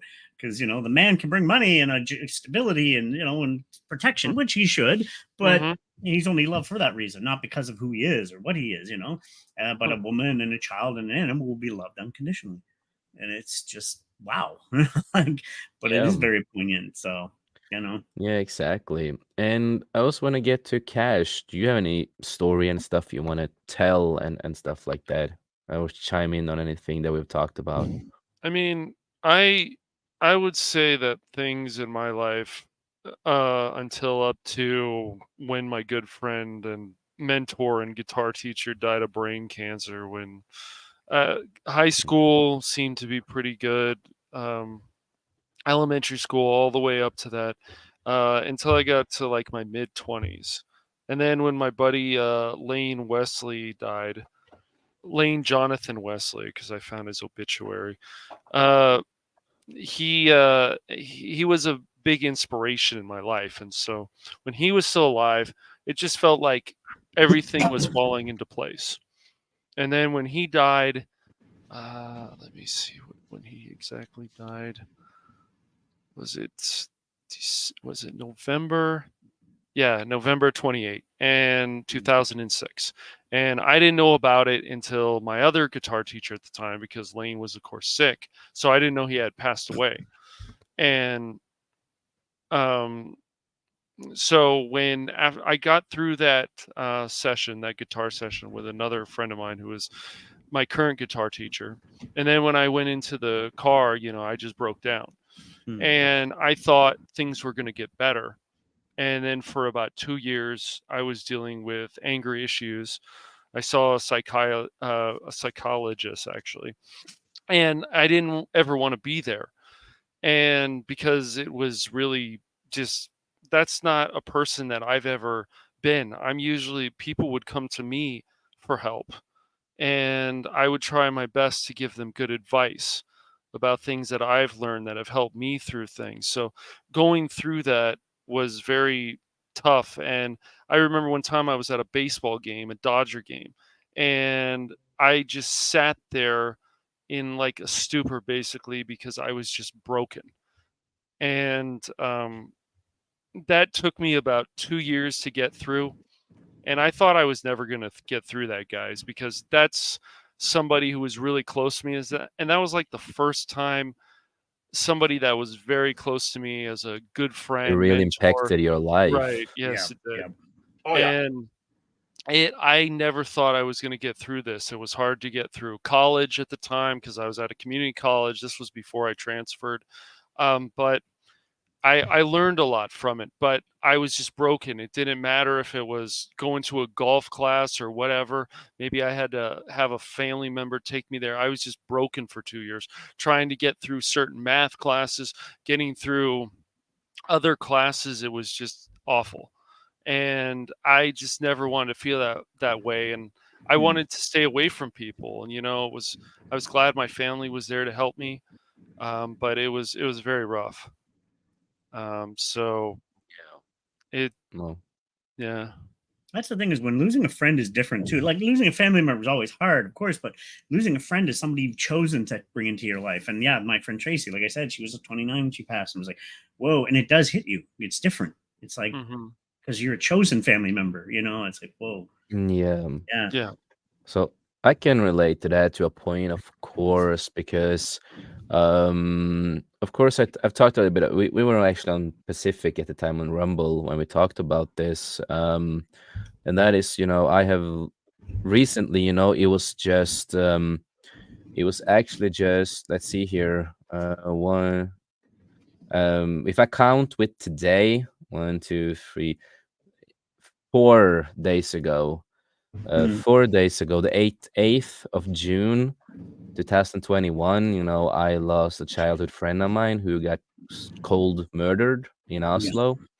Mhm. She got murdered, and I found out through a friend, a common friend that we have, and before the news came out with it. So I got the information from her, and I was at the bus at the time, and this was the third time in my life, I've lost someone that I have known and cherished. But with her, it really, really did hit because we had so much memories together because we grew up together in a way. We were two Mm, young emos when we were young, listening to a lot of Bring the Horizon, Falling in Reverse, all this kind of stuff. There's like so many memories. And then I find out that she's murdered, and I was on the bus, and it just broke me the fuck down. It just broke me down right in the bus right there. And I am the guy who hates to cry. I don't like crying in front of people, right? mm, But I just could not control myself when that happened, right? yeah. And then I just broke completely. And then, I went off the bus, went home. I sat in the chair I'm actually sitting in right now. Um, and then I just cried my ass off because I just didn't know how to, Process it, maybe. yeah, it just Mm, broke me the fuck down, and I just couldn't believe it. And that is also one of the reasons why I got blacklisted for the last time. This is when I got really blacklisted with the psychiatrist. mm, Because I told my psychiatrist, I just lost a childhood friend of mine, right? yeah. And I tried to explain to my psychiatrist that I don't want to talk about it. I don't want to talk about it with you. I want to deal with this with her family, our friends, and the way I want to deal with it, right? Mhm. And Yeah. then this woman psychiatrist, she said to me on the phone, well, but that really positive voice too, and you don't talk like a positive voice when something really bad has happened, right? Well, no. Mhm. And she's just like, oh, but then it's a perfect time to come down and talk about it then, Hmm. in that kind of Yeah. way. And it's just like, don't do that. And then I got really mad and I just hung up. And then I sent a long damn message, really graphic, not threatening or anything like that, but I was just really graphic of how I feel about them. I even told them straight out, because of what you people do, like you did with me, are reasons why a lot of people do commit suicide and are getting to this dark place. It's like I like to call it, you made me, when you said that, you made me go into my head, and this is how I like to explain it with depression and mental health. It's like Mm, we are in a road, in our head. It's like a road, and you have all the memories in that road, right? But further down you go, the darker of the memories are gonna become. And when you are down in the bottom of that road, it might be a chance you never can come back from that road. And that is a heavy thing, right? And and then I got blacklisted because of that, and I'm like, okay, whatever, then I just basically, I thought, like, oh, fuck that, I'm not gonna deal with that anymore. If I'm gonna have a psychiatrist, it's gonna be private. yeah. And I want to find something better, someone better. um but it is when you go down that road, and this is what I also get a little bit annoyed by, is that when people when when people are saying you are a weak idiot, you're a pussy, you are this when you commit suicide, right? Because a lot of people will say that, And one thing I want to say about that, for a lot of people who have experienced suicide, and Tom, you have talked a little bit about that too. For example, um, it's like a snap. It's like suddenly it just happens. I don't want to call people weak because they did that, and then they start with the whole thing. Oh, but you don't think about your friends. You don't think about your family. You don't think about this. Like, you don't know what the person is thinking about when this is happening. You are not in this person's shoes. You are not in their mind. You are not in that road in their head. And if they go far down that road, it might happen that they suddenly snap, and it just happens without thinking. And that is something that really annoys me with society, when Mhm. people are that vile and mean. If you get my drift on it, of course. Oh yeah, My I 2 cents on understand. that, if you don't mind, quickly. Yeah. I used to work at a suicide hotline too, so I've been on both sides of the spectrum on that. I used to, for the city, when I was in my 20s, I suffered from it. I think I attempted it in Montreal. I don't remember. It's one of those things I don't remember. You just wake up in a hospital, like, okay, did I attempt something? So that's a different stuff. But then I end up working at a hotline when I moved back here in New Brunswick, and I worked on it for a while. And that was a hard job. You get people calling for, I'm going to the calls you get. So I've been on both sides spectrum. I've always been the kind of person that likes to help people. I like to be a shoulder for people and stuff. But then, like I said, just last year, or no, it was 2 years ago. Time goes by so fast when you're old. About 2 years ago, um, I I remember I found out I owe taxes and on this, and I'm still suffering and blah blah, and I'm lonely and everything. And I go over my nightly walks, and then there was a big highway. There's a causeway just down the street from me here, where Sobeys is a big store, and I tried to cross the street. I was going to cross the street. I blanked out because I don't want to do this anymore. And I closed my eyes and I walked across the street slowly, hoping there was a car coming around. And I didn't think that when I got the other side, I started crying because I'm like, somebody else could have been hurt. I didn't think about it at the time, but you could have hurt. So I didn't think about that. You're blank. Sometimes it's blanking out. You just don't want to exist no more. It really exists that way. And it's not that you're not caring about other people or stuff. You just, sometimes your brain takes over and you're like, I don't want to be here. That's the thing. That's why I like to say it. It's the road in your head with Yeah, all the yeah. memories. And when you are so far down that road, it's a little snap, you know? It's a I care quote for that, people, so that's why yeah, didn't want to hurt anybody. I'm glad nothing happened, but I yeah, just walked exactly. slowly, and it's like, and then I sat in the lawn, Exactly. cried, and I walked home the rest of the way. But it's like, Exactly. yeah, And it's like I normally say, it's a quote, with the Joker that I do like to say, because it is actually a realistic joke, not a joke, but a realistic quote. And that is one bad day. You don't know what's gonna happen. One yep. bad day, Yep. and suddenly you're no longer here. And that is, when I try to commit suicide of the ways I did it. Of course, but what I thought, before the snap, of course I thought about my family, I thought about friends, I thought about everyone in my life, because that was the things that drove me to live, right? But suddenly, all the other bad PTSD and memories when I'm down that little road, it's just a darkness in a way, just takes Yeah. over your mind, and you just can't control yourself. And suddenly, I snapped, and I did hang myself. And according to the doctors and stuff like that, I was dead like an hour or less than an hour dead, Mm. but I woke up again. Luckily, I'm grateful that I woke up. It's I would I think not we been are here too. today. So as I'm Yeah, I saying, would we not are too. So I would not been here today now, meeting a lot of fine people like you, and meet so many beautiful people out there. Hmm. And but I just snapped. I don't remember even doing it. It just happened, and then you wake up. And I will say that waking up from a suicide attempt is fucking painful. Um, especially when you have been, passed out. It's like I like to call it just passed out for an hour or less than an hour in a way. Yeah.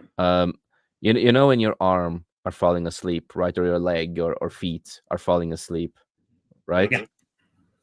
Yes. And just think about that plus all over the whole body Mm. with pain at the same time. It feels like your body's starting to work again, right?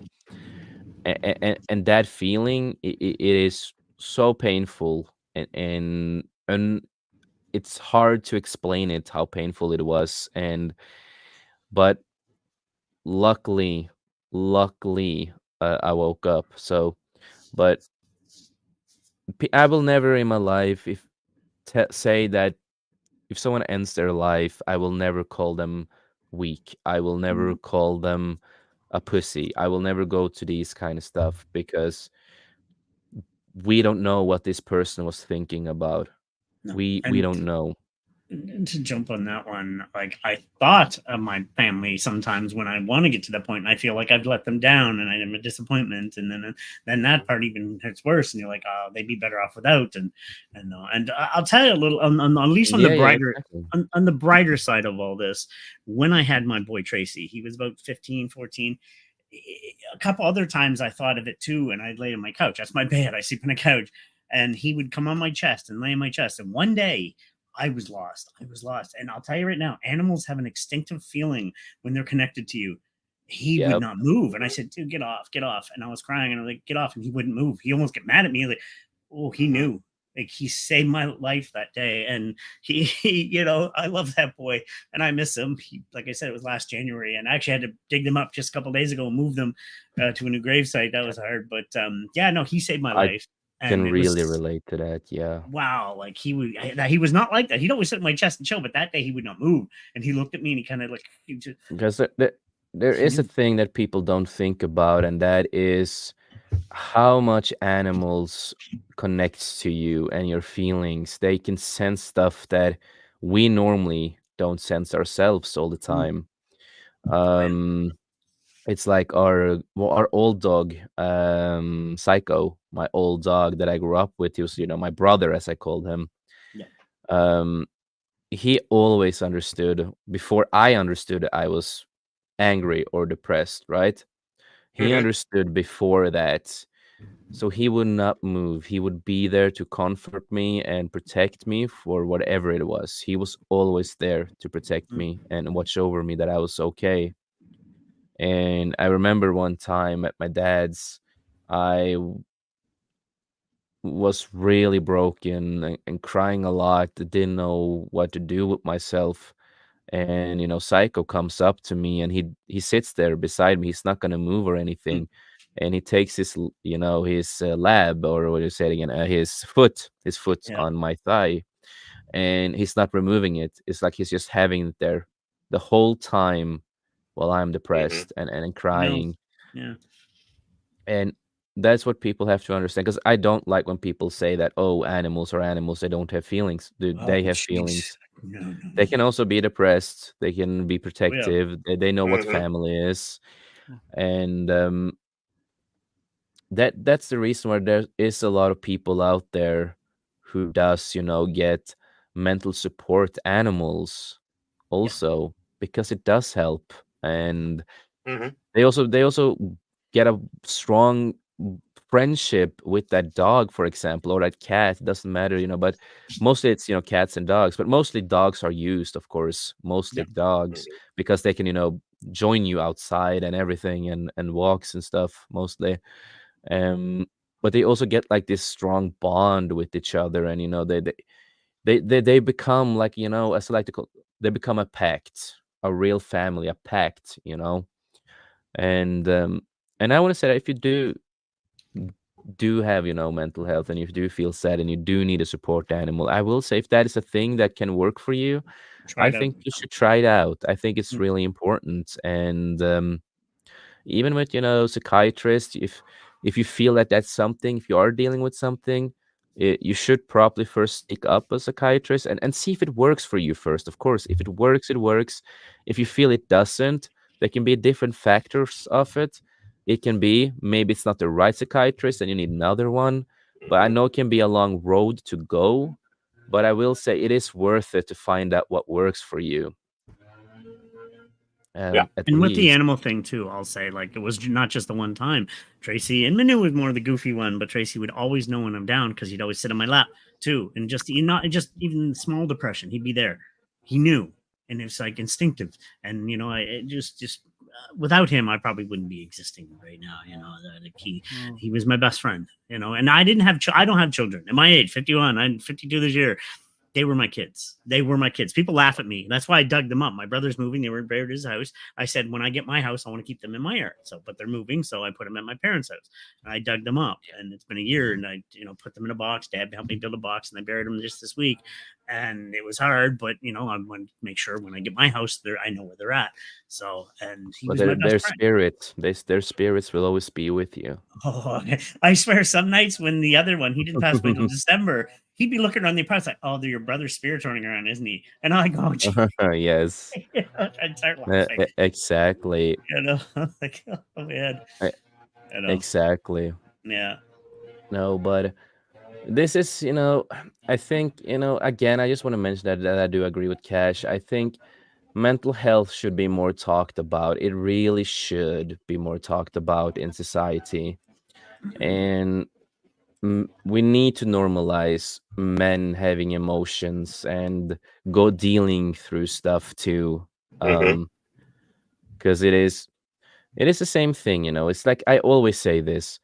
We have to normalize that people are balding. Men are balding. We need to normalize that some men have a dad body, as we like to call it, right? We have to normalize this kind of stuff again because, again, some is in genetics. Some people like the way they look. And some of us aren't hung. Yeah. It's always different factors. But exactly. But,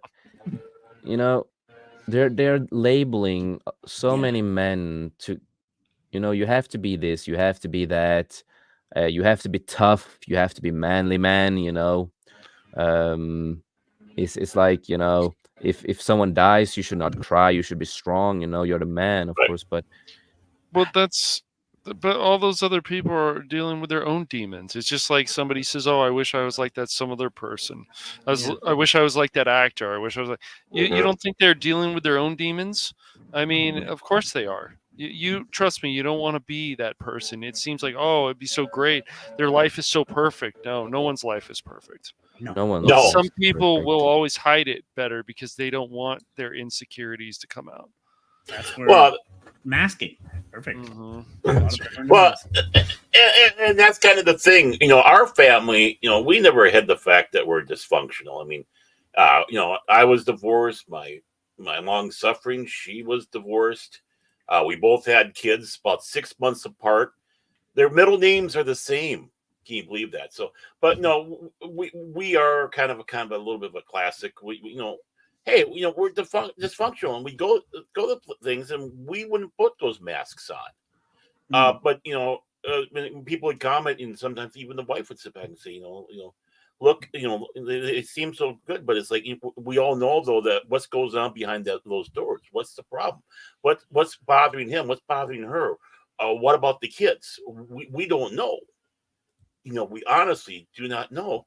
So you can't go and judge by looks, especially. No. I mean, comedians themselves sometimes, and I don't want to be cruel when I say this, but sometimes they're the ones that are plagued the most with demons, and they're using comedy to make others laugh because they hurt inside themselves. They're good people who don't they don't want others to feel their pain. Actually, Baron, you know who's the number one thing that I think? Robin Williams. Who knew? Yeah. Like Robin Williams right there. Wow.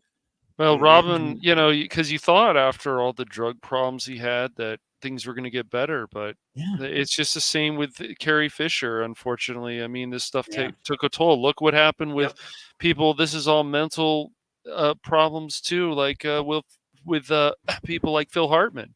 You didn't Yeah. see any of this coming. Mhm.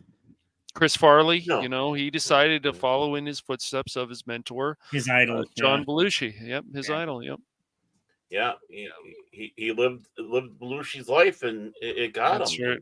That's right. And that's not trying to say something that's untoward or such, but people sometimes do have that destructive personality. They're destructive to themselves, and but some of them don't. They don't want others to hurt. But you find out, they were heavy into drugs and alcohol and all the pain they have in the inside. And yeah, we don't judge the mask. You judge the person, and it's sometimes very hard to get that mask off the person, or get that wall down, or open that door to be able to get that close. Yeah, Because and they're like especially me, for a lot I'm of that us men close. too. Yeah, and it comes down to the one fact, men can't cry. Well, no, that's the big problem. Men men do. It's not a sign of weakness. No. A man crying. No. I mean, obviously, we see those damn stupid videos on YouTube where they're faking it, especially the guy with the big mole or whatever on his cheek, and it's like, okay, Yep. this is ridiculous. This is ridiculous. Yeah, It's well, like you're going out there and you're just Yep. making a show of it. But for a man that really does break down, or a man who is really happy, because yeah, you can cry when you're happy. A birth yeah. of a kid, or them Mhm. graduating, or driving away in their first car, or moving out, Yeah. or when they have kids, which I'm still waiting for. So that reminds me, I need to go out there and I need to bother my kids and say, when am I going to get my grandkids? When am I going to get my grandkids? I'm just Yeah, kidding on that one. and I want to, I mean, because you made me think of something that I've been thinking about a lot, and it is the whole thing, with abortion. I think that is a really important topic too, because they always say that we men have nothing to say and we shouldn't feel anything because the woman is gonna decide. And I just want to say that I think that is really stupid too, because I do think that both people in that situation should really have a talk. Yes. You know what I mean? 100%. Because I've known people, and I'm gonna say this. I know how I felt when my ex fiance, the child died in the stomach, right? Yeah, still hurt. And I know how I felt with that, of course, and I I never did show her that at that point, but I broke down because yes, I might have been young, but the thing at that time is that the feeling that you kind of knew that you made a life, right? It Right. meant something. It's stuff in you kind of start to change. You start to grow up in a way. It's a really weird feeling, and for the people who have kids, you probably understand a little bit what I'm talking about. The little change in your life, you know. There's like something, a little switch in your head that makes you grow up a little, for most normal people, at least. And that's how it was for me, so I put on a mask, and I for many years on YouTube, I put on this mask that I hate kids. I never want to have kids. I never want to be a dad, right? Yep. But that was all a mask, because I was But really hurt, because I really wanted a child, and I still want today. I want a child. I want to be a dad. Um, but the thing with the whole abortion is that I've seen, real videos, not fake or any stupid things like that. And at the same time, I've known people, and I've seen how the men breaks down, and a lot of times, women are like, but it's not your choice. You don't need to cry. You don't need this. It's not up to you. You don't need to feel this way. This is my choice. But do you ever think about the guy's feeling? The guy who's gonna be the father. Do you ever think about him? How he's gonna react on this? How this is gonna impact his life? It's not only you. You two are the people that had sex. You are the two people that created life. Yeah. It's on both of you, and you need to talk. And because of this kind of stuff, marriage can be destroyed whatever relationship, Yeah. whatever relation you have, Yeah. Mhm. 100%. it can be destroyed forever.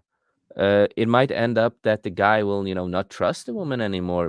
Maybe later on in life, after they are broken up or something, and they are afraid to ever make someone pregnant again. They are afraid to be a Yeah. father. And there's so many impacts and levels of this that people don't talk about, that men are really, you have to think about the men too when you do this. Just don't Right. take the choice at once. Just no matter what stance you have on abortion, I will always say I'm in the middle. I always think about the situation, what's going on. But when there are two people and you're in a couple, whatever you are, and you're good, you have good connection, you have the hanky panky, having a great time, blah blah blah blah.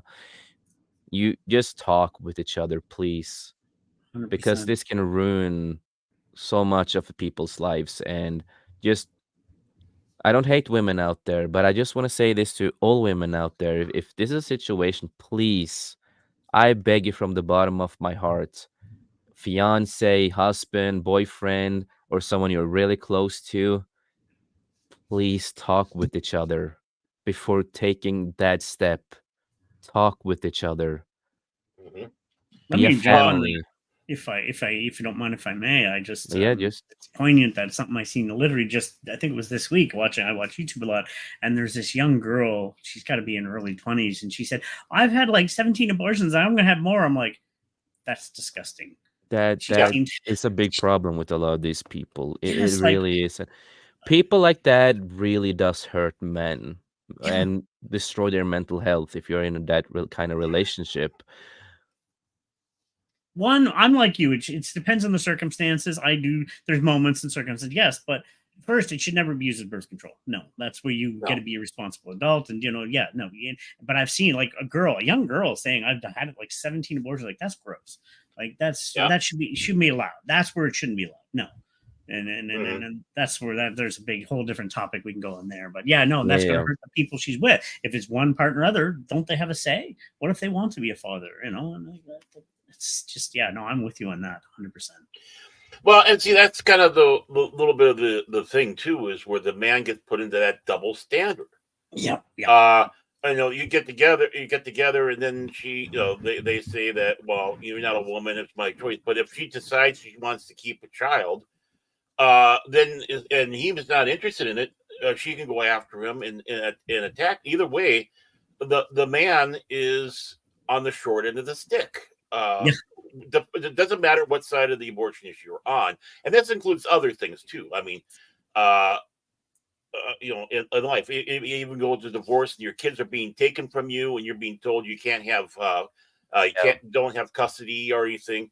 All, all that stuff is destructive for a man. yes, Uh, 100%. Yep. as a a man sitting there and it's like, who knows what the ex-wife is saying to his daughter or son, demonizing, and they don't want to have anything to do with them because are he's fearful of that, doesn't know if that's going to be the case. And uh divorce, this type of thing, even a loss of a child that in an accident too, gets to be that where it tears apart at both the men and the women. Yeah, And again, it adds to that that depression and all that a Mm. man starts to feel, because again, all these matters is you're not supposed to have these feelings. You're the man, what do you care? Yeah, And it's like, exactly. no, the man does have, you know feelings on this. And and a lot of and to be times, placed in that and being told one thing, it's like, women want to sit back and say, and this is not an attack on women, don't get me wrong.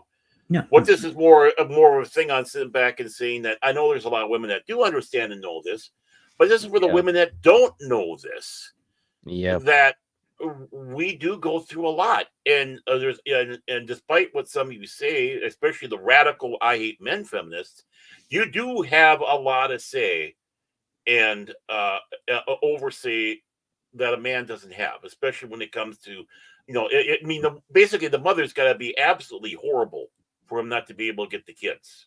yeah. because they always say, "Oh, it's going to be Exactly. better if she's with the kids," but what happens? That's not the case, and it takes forever. And even if you prove it, it's like, okay, how's that gonna, you get that judge going in there. I don't care, no matter what. You are. You're going to stay with the mom, or now it's going to go to a foster. They don't even consider you. Yep. And then you see the money that's taken away from you every month that you can barely live on, and you get called a deadbeat dad because you can't keep up. It's like Germany after World War I trying to pay off all of the debt. Yeah. That basically they owe more than they can make, and that's the same thing with the man. And how many how many of those men in those positions end up, ending it all for themselves because everything's been torn away. Yeah. That is true, and again too also, and this is a proven fact that men, we do bottle up so much depression and anger and issues inside of us that when we first feel something, we really feel something, to say it at least, and we really go through it, man. Yeah. And that is a proven fact that has been proven for a long time now, but not many people are unfortunately not many people are talking about that either. And the sad part about that too is where you bottle it up. I find people are taking advantage of that bottled up anger and depression and everything with the red pill and blue pill communities, which I think have no need for any of them. Just be good to each other. They're like these red pill, like fish and fresh and fit, whatever. They're idiots. They're like, oh, blah blah, and whatever his name is over in Romania, whatever, he got arrested. Like, they prey on these men that have weak mental health right now and going through this stuff, and they prey on it. And yeah, no, go ahead. Yeah, the other thing is, I mean, even social media is an outlet to use for, looking for attention. Oh, I had something happen to me today. And not everybody's like this. And I'm not saying it didn't happen to them, but they use it because they need clicks and they need that attention. Yeah, it's like the gym videos, for example. The gym videos where a lot of these women are filming and they're claiming that, oh, the man is staring, this man is, sexually assaulting me with them. Like, no, you see that a lot of these guys are wondering, why the fuck are you filming? We didn't consent to this. Like, this is, a space that we don't want to be filmed. I'm here to train. I'm here to work out, to be, in my space. Escapism. And then you have these, I think if you're going to be at a gym, be respectful before you film, at least if there's someone beside you, behind you, ask them before you film. Ask if that's okay. Joey Swole calls them out. Have you ever watched him? He calls them out. Joey Swole. He's a bodybuilder. Yeah. And it's very interesting. Like they had that girl with Farrell. I'm like, the guy wasn't even looking at her for a second, and he wanted to help her, and he thought it was abusive. But yet she has no OnlyFans, so she gives her body for money, but she won't let somebody just take a peek at her. Like, what? I don't know. Yeah, they should make it illegal to film in gyms. Yeah, they should, and that also goes on a lot of mental health because it makes you trust women less, and that's not good because then you're like destroying it. It's the same thing that you meet someone and even a handshake now can be a sexual assault. Even telling some woman she has pretty eyes. I remember somebody told me that and it's just in GameSpot. And that makes a lot of men scared. I just keep my head down. I'm scared to look at women. But it goes to our mental health because it goes like, oh shit, am I doing something wrong? You start thinking about all these scenarios, all the things in your head. It's just like you're starting to lose trust on people, and that also really destroys your relationship life, in my opinion, at least. No, 100%. Like I said, and yes, everybody, I am 28, and I don't sound like I'm 28 of the stuff I talk about. Dude, I'm 51, and I learned from you. I'm gonna say, but it's true. It's like like I said, I'm scared to go up to people now. I'm like, you're gonna, I'm a short little guy. Maybe I'm gonna, I'm not good enough for them, and I'm like, you're a creep. You're this. And then you get labeled, and then you're like, no. Yeah, then you get labeled. That's the thing, and then you get the label, and just like. That's gonna sting really hard too, man. And I guess everyone here on the panel, and I know a lot of people in the chat, and people who will maybe watch this later on, have been labeled things just because you've taken someone on the hand, or just talked with someone, or whatever the scenario is, and it's not a fucked up situation. It's just like you're just nice, right? Doesn't And matter then your you get, intention. They're gonna yeah, judge you. Yeah. and then you're just gonna get labeled this and labeled that, and it's like, I'm giving you a compliment, and you're labeling me. Oh, you're sexually harassing me? Yeah. What did I do wrong? I was nice, What the fuck's going on? And, I and still hold door for people though. I don't care what people say. I'm still gonna hold the door for people. But I actually get snoffed at for that one sometimes. I'm like, what? I'm just being polite. Like, I Oh, open the door well, for everybody. yeah, A man or guy or women. girl. It's just I yeah. yeah, It just it's yeah. weird that there's also women out there like, oh, I can hold the door for myself. It's like it's like these psychological games or something they play with Yeah. your mind. It's like, no, what's wrong with me holding the door for you? Like, what the hell? It's mental Seriously. chess. it is mental chess. It is, they are mentally fucking you up mentally. Yes. Honestly, they are fucking you up mentally. To be totally honest with it, and it's the same thing. I spend probably more time on TikTok than everyone here on the panel, mostly, I think, because I'm a younger generation, so Oh, I've you'd be been there. surprised. I used to live, but yeah. Yeah, no, I was there since Musically and Vine, every single thing. And one thing that I also really have seen a lot of, and when I've been on dates, and I feel it does connect with mental health a lot, because they label men as they are the ones who always needs to pay all the time when it goes on dates. If you don't do that, or if you don't take them to the restaurant they want, you are labeled, you're an idiot, you're a, the R word, or this or that. And, oh, I don't want to be with you because you're such a shitty person, because you didn't want to take me to that restaurant, you don't have money. And money Yeah. is a big aspect of mental health for a lot of people these days. Of That course, it that always really has is, been. Hmm. yeah, Oh yeah. but it just gets worse and worse. And now a lot of these people out there who, uh, men always have to pay. Sometimes do you think that we can pay everything in your goddamn life? We can't pay everything. Not everyone here are earning that much money. We're not celebrities. Well, it's any kind of money. I mean, even in high school, they had a video about, you don't want to be in credit card debt. It was very powerful because they really put you in a lot of situations where even people could think about committing suicide, unfortunately. And it was rough, but it was necessary, and I think you need that. You need that kick in the ass, basically, is to just to be more careful. But with money, yeah, definitely that can put a financial strain on anyone's health. You don't have enough Sad. money for this, you're in And debt, whatever. Hmm. one thing I think is really scary, and again, I'm just talking about the crazy women, not the good women out there.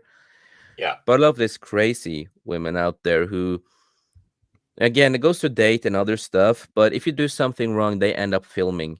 You know, they're ending up filming you. They try to make you mad and all this kind of stuff. There's so many crazy women out there that does that. And we're just gonna bring up, the Johnny Depp thing, right? For Yeah. example, Hmm. that is a good example of a woman trying to play mental check, mental manipulation, screw up with Yeah. people's head. And there's a lot of people like her out there who does this with men. And again, a lot of men have, of course, a lot of anger and all this kind of stuff, and emotions inside of us, but they like to, a lot of this crazy, not the good women, the crazy, likes to drive on your anger and emotional stuff. And then they want to film it, and then they're going to post it online and claim that, oh, he was beating me, he was harassing me, he was doing this, these kind of stuff. And that, that can also screw up your life. There was a situation with, he was a big TikToker, and it was proven that he was, not guilty and all this kind of stuff. I followed up, his whole thing that happened with him, and they found out that she was lying, and a lot of people that knew her knew that she was lying. But she did it for the clicks and all that kind of stuff, and played with his mental health and other stuff. He almost ended up killing himself, right? He Yeah. went that far. It Hmm. destroyed his life. And after that, he decided, I'm not gonna be a social media guy anymore. I'm gonna quit everything that I did. I'm done. I just can't anymore. Everything that happened in my life have destroyed me right now. People are labeling me. They are destroying. They don't get the facts, even though everything came out there, fact and everything. But a lot of them like to drive on you with that, right? Drive on you and make you mad and yeah, you know my drift on, but I just think that is really important to talk about because that is a big trend that's going on. And again, that's why a lot of men are scared of going into this relationship with certain people because you don't always know anymore. Are When you're gonna go into a relationship, are they gonna film you? Are they gonna try to make you mad? A I've good been in a example. relationship. Yeah, I've been in a relationship some years ago. This woman tried to make me mad all the time, but I did not play her game, so I was just calm all the time. Hmm. Of course, I was angry inside. Inside, I was fucking angry, and started to become depressed. It went really heavy on my fucking mental health. And at the same time, I had to be a stepdad for the kid that we had. She had a boy, a little boy, Hmm. and so I had to be a stepdad. So, I also wanted to set a good example. And she was trying to drive me mad and mad and mad all the time. And, starting to say that, oh, you don't do dishes, you don't do this, you don't do anything at home. And that really went on my mental health because I'm like, what are you talking about? Like, I pay for this, I do this. I'm trying to keep the family together. I'm Hmm. trying to do my best. Like, am I not good enough? You're starting to think about all this kind of stuff, right? Yeah. And Mhm. I'm so happy that the relationship ended. Of course, the worst part was, I had to leave the kid because I started caring about the kid. He You get called me dad attached. for fuck's sake. Yeah, he called me Huh. dad. Of course, I got Mhm. attached. It's the Yeah. first time in my life someone called me a dad. That is a powerful moment. It doesn't matter if it's my own blood or not. But Right. when someone calls you that, and I know Baron, you have kids, you know how Yeah. it feels to be called a father. Mhm. It's really hard to explain the feeling, but the emotions you get inside your body is so fucking strong and powerful. And when I had to like leave, I was not, I didn't care about her. She was not the thing that I cared about, you know, after Hmm. everything that happened and trying to, mentally fuck me up. But what really went on my mental health, it was the kid. I missed the Mhm. kid. I Of wanted course. to be Yeah, there no, I for know the what you one that mean. I, yeah, the one I called my son. That was my child. I felt, I felt that was my child. And, but, doesn't matter, I was not a biological father. So who cares? I'm a man. Just man up, you know? I hear That's you. how it is. And it's like I've had female friends, close friends, and the daughter never had a dad since she was 5. Now she's 22, and she's like my niece, and I love her. And she's going through hard times, and it's no, it attach you if you're good friends with them and they have kids. That's just and the kids attached to you. It's like, oh God, they become part of your life. So don't They even do. yeah, no, exactly. To go on your filming thing though, I just want to bring up something that happened recently. Yeah, Again, yeah, yeah. online. Just Um, chime in. oh yeah, there was a woman that was taken on a date with the guy, and she started filming him. He took her to it was a cheesecake factory down in the States, whatever. And she Mhm. also starts going off on him like, "You're taking me to cheesecake, blah blah blah blah." He's like, "Okay, we're going home." Mhm. He said, "What?" Yep. Drove her Yep, home. He played it perfectly. I was like, "Wow!" He was so calm. He said, "Oh, fine, I'll just take you home." Didn't yell at her. exactly. Just take. I was like, "Yeah." And she kind of got a loss for words. Because she made herself look bad. It's like, so what? He took you to Cheesecake Factory. It's like maybe he didn't have the money, or maybe he liked cheesecake. Like you don't have to go to the fun. It was the first date on that too. Like they expect these high end things. How about get to know each other? Go Dutch on coffee or something. Just don't expect Yeah. to buy. And Well, he played it yeah. perfectly. So it was really well done. It was like good on him. Because he didn't feed into her video. He just okay, and she looked like the idiot in that whole thing. I was like, he played it perfectly. But I Well, still wonder yeah. how he felt after it, Oh, I because probably it has felt bad. He's like, yeah, yeah, mm, exactly. 'cause So when you do Baron, that, anything you want to chime in on? I know Cassius BRB to everybody there, so Well, Cash has been kind of quiet up there, but I mean, I guess there's not. Yeah, I mean that's just it. It's the mind games men get told Mm. all the time, and one way or another. And of course, like you said, this filming thing is like, well, why are you filming? And a real woman, a real woman, and there are many out there, and I want to make it known. We're talking about real human beings, which the majority of them are like that. Let's go to a cafe because in those things they're so relaxed that and Yeah. you're relaxed that you're not hiding behind facades. You Yeah. can actually open up a little bit more and not having to worry about, do I look good? Or I mean, yeah, you still worry about that. It's like, oh God, I hope Yeah. she doesn't see that stain I have on there. But uh, Yeah, right. Just the same. Yeah. but it's not like I hope my dress is right and I hope I look better than the other ones. I'm all nice and fancy. What, you're taking me to the Cheesecake Factory?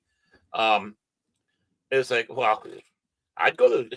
I wouldn't turn it down.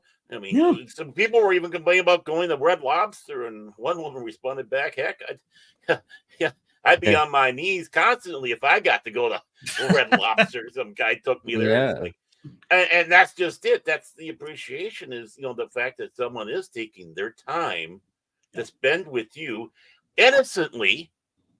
Innocently, that's the important word. Innocently, to try to get to know you, and to use that as a weapon is the tool to destroy a person's ability to make friends in that friendship. And obviously, she doesn't care. She just wants to get a free meal out of something, and probably give them blue balls, and she's all happy for the whole evening. She got what she wanted. Mm. And uh, and again, it's messing with the man. It starts getting down there. It's just, how much do I trust a person now? Oh, I'm going to get in there and then have them put a camera in the face, and it was like, why are you doing this? Obviously, you're trying to ambush me for something. Anybody type of situation like this would never do anything like that. Mhm. Yeah. But yeah, that hurts. It's like, what if the man did the same thing back?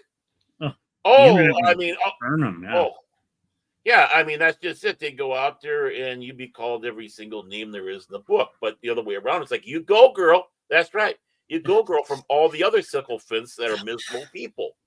Meanwhile, there are women out there going, I would love to have that gentleman take me to the cheese factory. I'd love to, go into a cafe and talk with them there and over, coffee, hot chocolate, whatever it is, and some eclairs.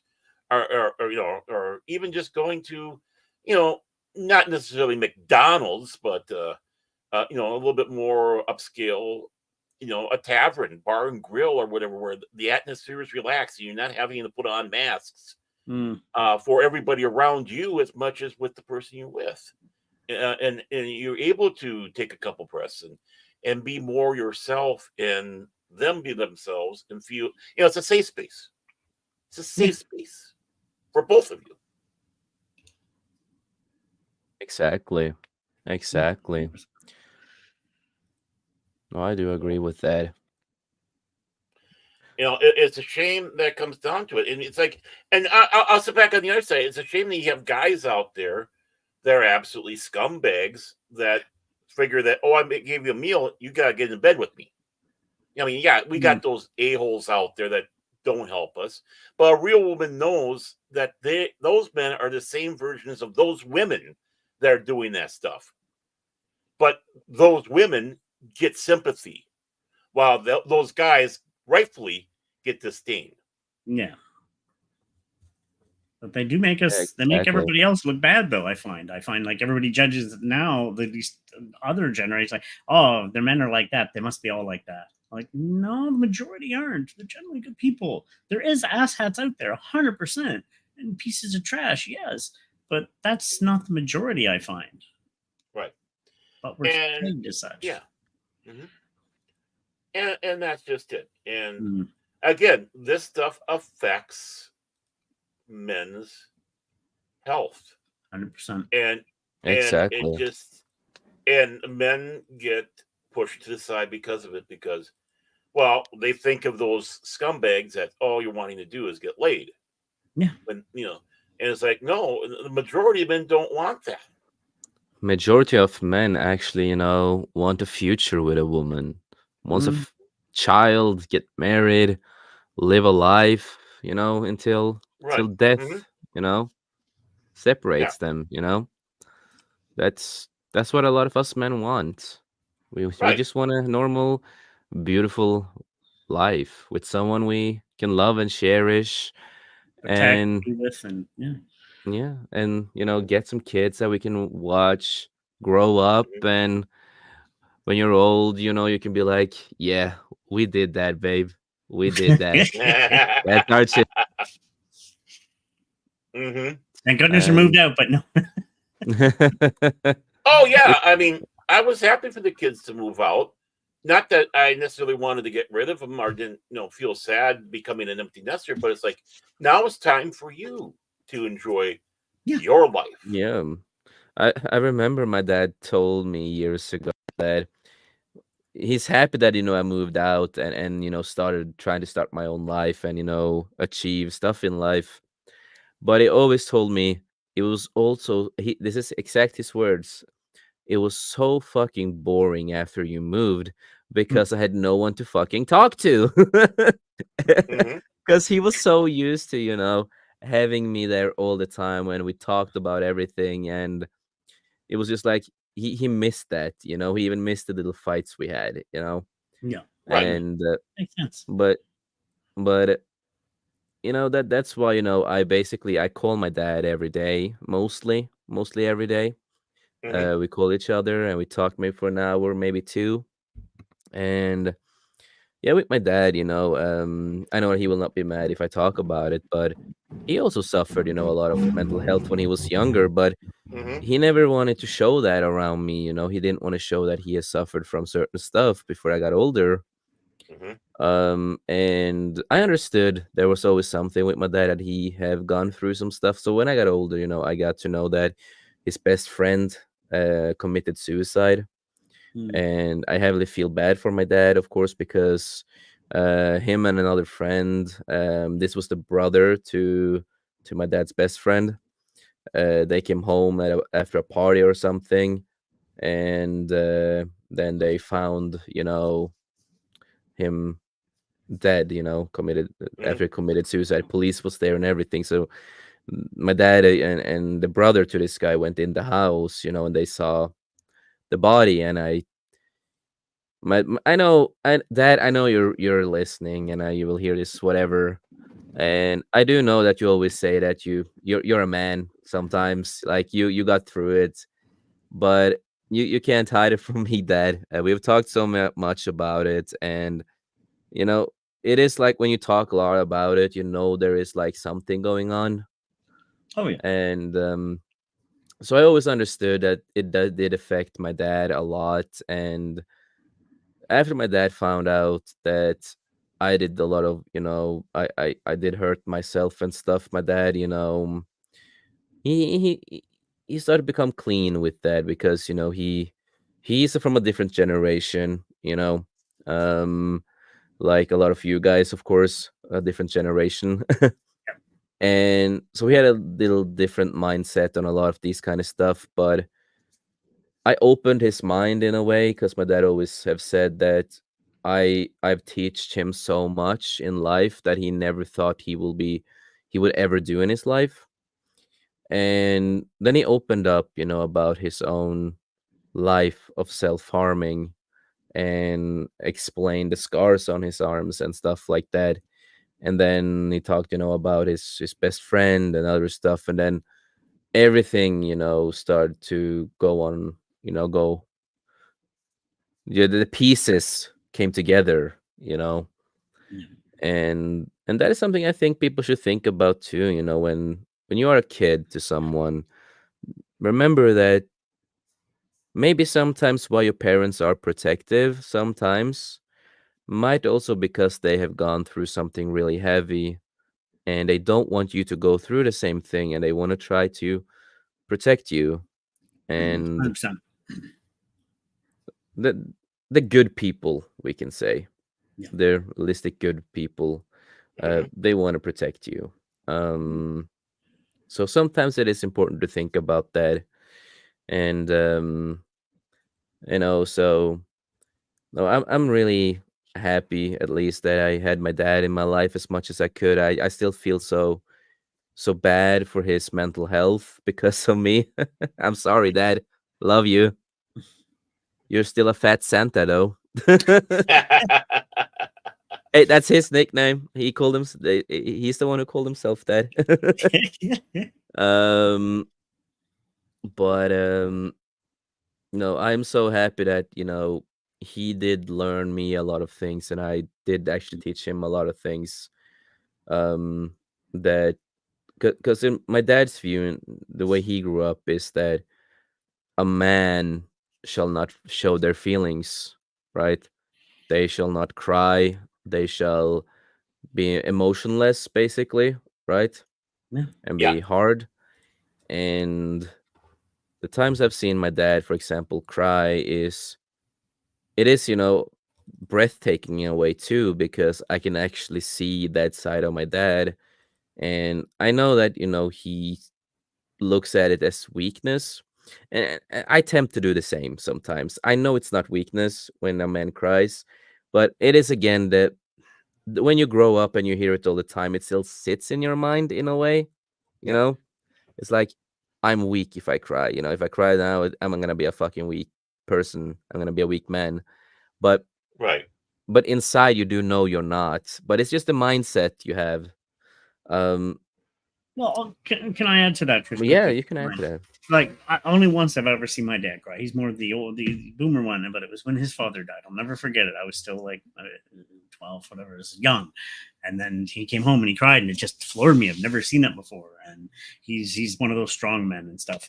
And I've kind of tried to be like, at funerals, I try to be strong for everybody. It's just my nature. I learned that from my dad, But when if I have to cry, I'll do it on my own time later, because I'm not ashamed to say I cry. Yeah, when I'm on. But when I'm Yep. around people, if they need, I'll try to like be there for them. It's like, because I know it's hard for them, and I've always just tried to be there for people whenever I can. So I try to be that, but I'm not afraid to say that no, I will cry when I'm on my own and when I get a chance, because I still have the emotions I need to get out.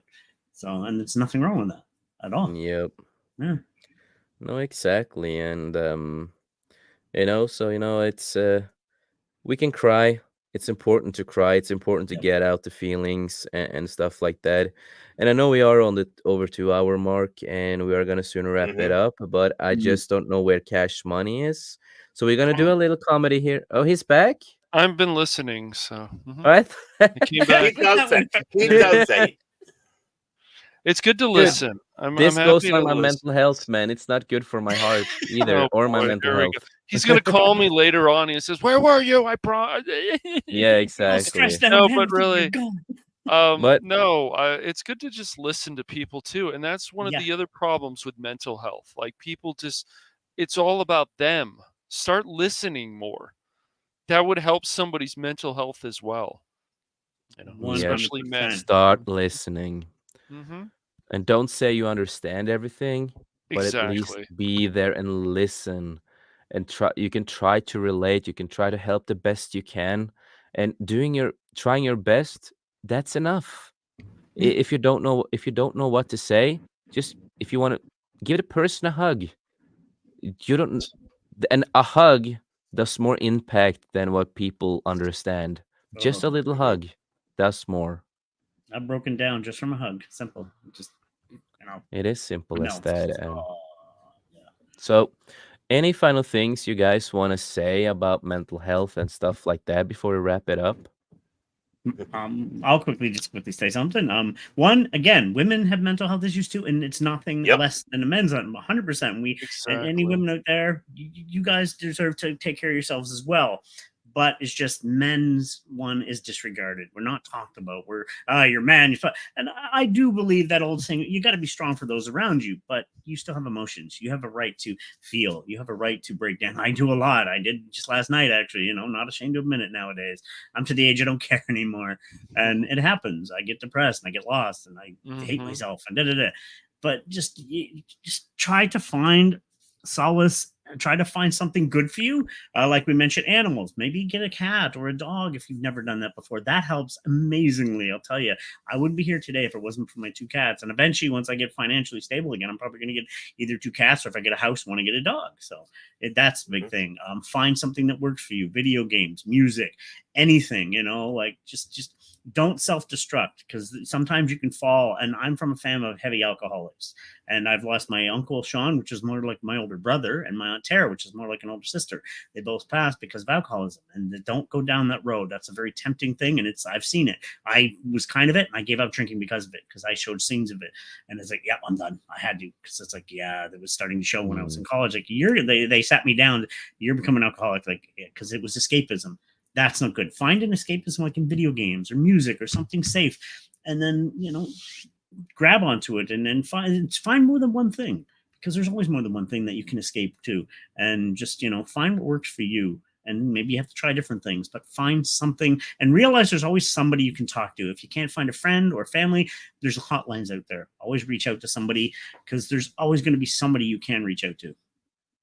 Yep, exactly. I preach that, brother. Yes. Baron, Cash, any last things you guys want to say? No, I mean that kind of settles up. I mean, just this. I want to sit back and say, back in the older days, you're talking about Victorian and all that.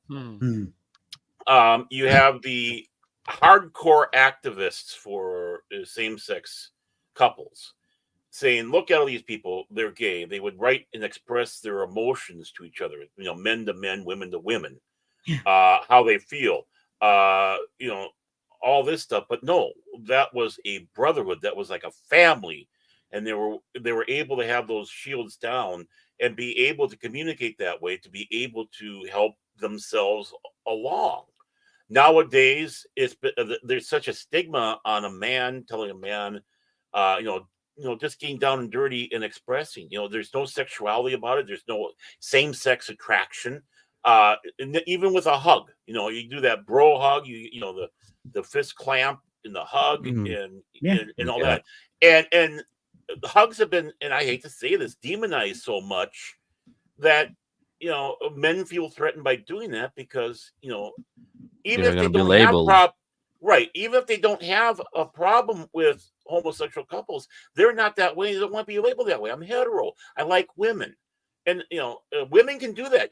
Women can go out there and hold hands, or have their arm in arm, hug, kiss each other. Go to the toilet together. But they're as straight as an arrow. But we don't think anything about it. But if a man goes out there and gives a hug, or they crying together, or are expressing emotions to each other, and even expressing how much you care about each other, how much you all mean in my life. Now you're starting to get into this the negative connotation, which is kind of funny, because for people that with same-sex attraction and stuff, isn't that an insult that's going to be labeled onto them, and they're going to be now have that as a stigma that only hurts everybody all the way around. And I think we need to start getting back to that. We need to start getting back to that. Men can express things, and it's not bad for men to touch, because it's not sexual touch. It's brotherly touching. It's family touching. Yeah. And we have to get there again, because I think that's what helped get a lot of people through a lot of crap back in the days. Brotherhood, and people still have problems, don't get me wrong, and that didn't necessarily help it, but I think help everything. But I think it took a lot of that sting off of pains that people have in their lives. And that's what I gotta say. It's like it's not effeminate to do that. In fact, it is extremely masculine to be able to do that. I'm not afraid to hug a man or say that I love him as family or anything like that. I'll never be ashamed of it. And we need to normalize that again. We need to normalize that again. And 100%. It is really sad to see that, oh, I'm hugging my friend. Oh, you're gay. You tell how much you love him. Oh, you're gay. No, that's not how it works, man. Oh, it's brotherly love, it's brotherhood, it's family, Right. and we can Mhm. love each other. Right. Cash, anything, any last words for tonight? Yeah, I mean, like I said, listening, just being a support system, which also is part of listening, and just don't just brush it off and say, "Oh, you'll be fine, you'll be fine." I mean, I even when I had that issue when Lane died, I remember a buddy of mine at the Yep. time was like, he says, "Dude, Mhm. he doesn't want you to feel that this way. He just want," and I just laid into him after a while, like I felt bad about it, but it's like some people just even nowadays they don't want to understand anything, especially mental health, and it's pathetic. It really is. Is it's just it's stupid, but then there's also situations where you have mental health and it's like, but you're taking an opportunity away from somebody else because of your selfishness. That's not right either. Yep. Mhm. It's okay if you step down at that time to give somebody else another opportunity.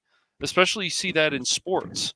And Right. sometimes you don't. And that's why I bring up people like Simone Biles, but like I'm not going to go all into it, but she could have stepped down, giving somebody else an opportunity if she was dealing with all this mental health.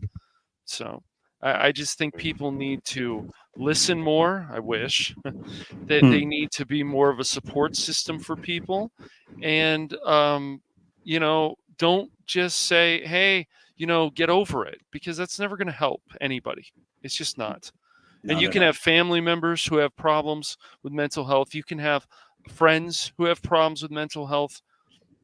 So just be a better person and listen more. I agree with Yeah. that. Hmm. That's all you can be. It's like, Try to be Yeah, helpful. mhm. Listening is helpful, but try to give them advice. And if they're not willing to listen, well, you can only do so much for somebody else. But hopefully you can actually be there to help the person, especially a friend, a family member. Mhm. Right. exactly. Exactly. And no, I want to say, it's been a wonderful stream, a lot of powerful, conversations and talks about, our lives and how we view stuff. And this is really important. And we need to normalize, talking about, yeah, not just men mental health, but men mental health is looked down on. But mental health in general needs to be talked more about because Perfectly. Yeah. Yeah. it's And not really just in a important. month, all year long. Well, Yeah, yeah. Exactly. Yes. We exactly. I mean, really, honestly, we shouldn't have this month. This month, we should forget about even having this month because it should be a constant thing of Yep. Yes. I watching out for things. 100% agree on 100%. For that one. men and women and for anybody Yes. else. Oh Yes. yeah, everybody. Yeah, Yeah. And for Of we're, any everybody. if I race. can just say, I find today's world, I don't know if you guys noticed, mental health is like low in the priority of everything. We can talk about trans kids, we Mhm. can talk about that. There's so many things. People hate each other because it's all to do with mental health. And Good just point. nobody, it's Hmm. just, it's sad. The world is falling apart because we don't look after people's mental health. And I could really break this down even more, but no, you know what I mean. But yeah, it's just, Mhm. it's like not important anymore. And it's sad because we need to make it important for everybody. Yeah. We do. Yeah. No, I totally agree with that. And no, it is a heavy topic. It really is, man. I didn't expect to go so deep down in things myself, but it is just important for all of us. And we are gonna end this stream a little bit different today because it is more of a heavy thing, and we want to keep it more serious. Hmm. Um, But before we wrap it up, of course, I want people to actually promote themselves so people can find all of you. And what's up next for your guys' channel? Hi. Me. Let's see what do we have coming up. Me and Jessica actually we're gonna actually, funny enough, we're gonna talk about what are we're actually gonna talk about mental health. Me and here, so me and an AI, we're gonna discuss it because I've got a couple other shows this week. I think Ranker Steve, I think we're gonna do one later on this month too. He's gonna do one on that, and I'm gonna lucky enough to be in the panel there. It's something I want to try to promote more. as I figured I have a lot of time on my hands. Let's do it. I want to do an episode with Jessica. It's mostly AI human stuff. We're going to do that. What else? I'm working on my photography. Got a black and white book, hopefully going to get published and do individual prints. If I get my grant, knock on wood, I'm hoping to get my camera gear. Then I'm going to film a short, do short horror for a festival. Hopefully I can get noticed there, and just keep busy. And that's keeping my brain somewhat steady, but yeah, that's about it, really. Yeah. And thank you for being here, man. And Hey, thank you for doing this, and I mean it, brother. Thank you. It means a well, lot. also pleasure. It's also a pleasure to have you on, and thank you for sharing your story and experience and your views on stuff. And again, I've looked through a little bit in your book, and dude, I hope one day that book thing that you've done will be out, because I would buy that in a heartbeat, brother. It's kind of dark, but that was me in my 20s. I had a very lost mind, and it's pictures. Each one I drew to connect with each one, and it's like I might get that. It gets into your mind how it worked, and that is important, so people can learn how it works and how it is for a lot of people out there. And Jay, you're now a friend. I consider you a friend, so thank you. And Baron and Cash, you guys, I'm glad to meet you guys, and looking forward to getting to know you too. So thank all of you for being on this. I appreciate it. Well, thank you, Tom. And the same here.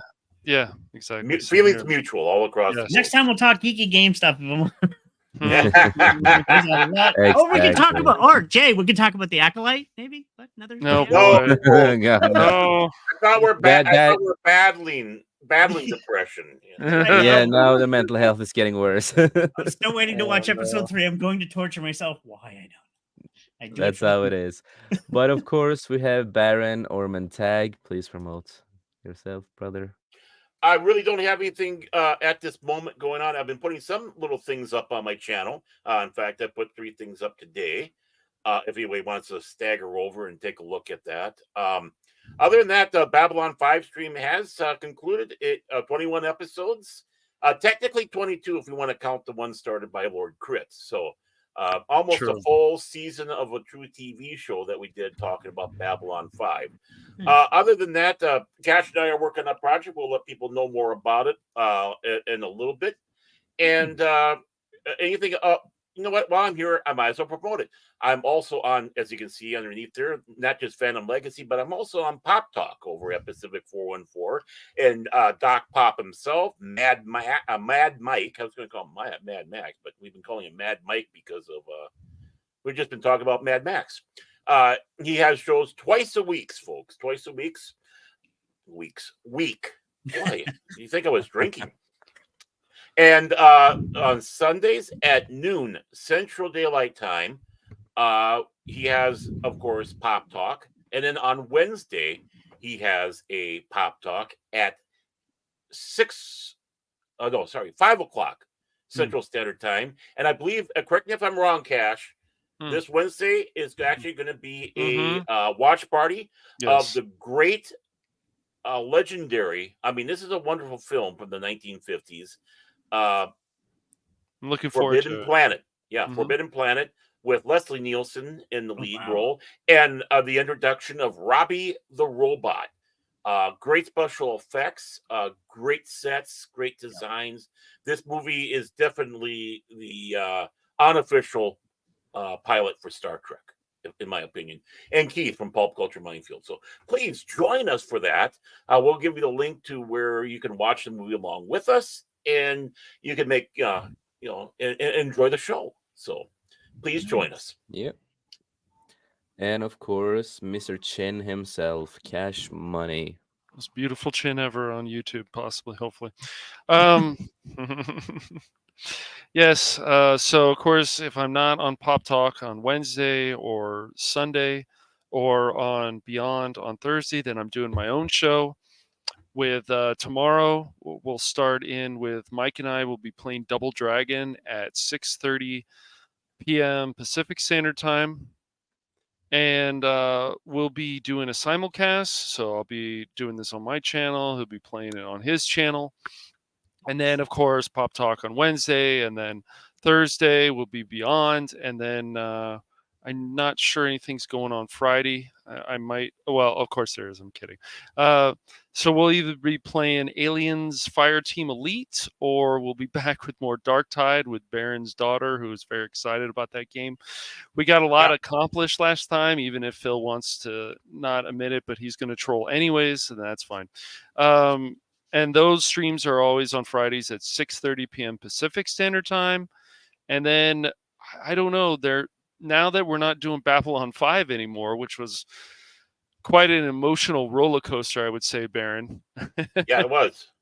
Really, really good show overall. Really good show. The few blemishes here and there, but yeah, I might start until Baron and I, because we're not sure what day we're going to go with it. But yeah, there may be either on Saturday a live stream or a video I'm going to do.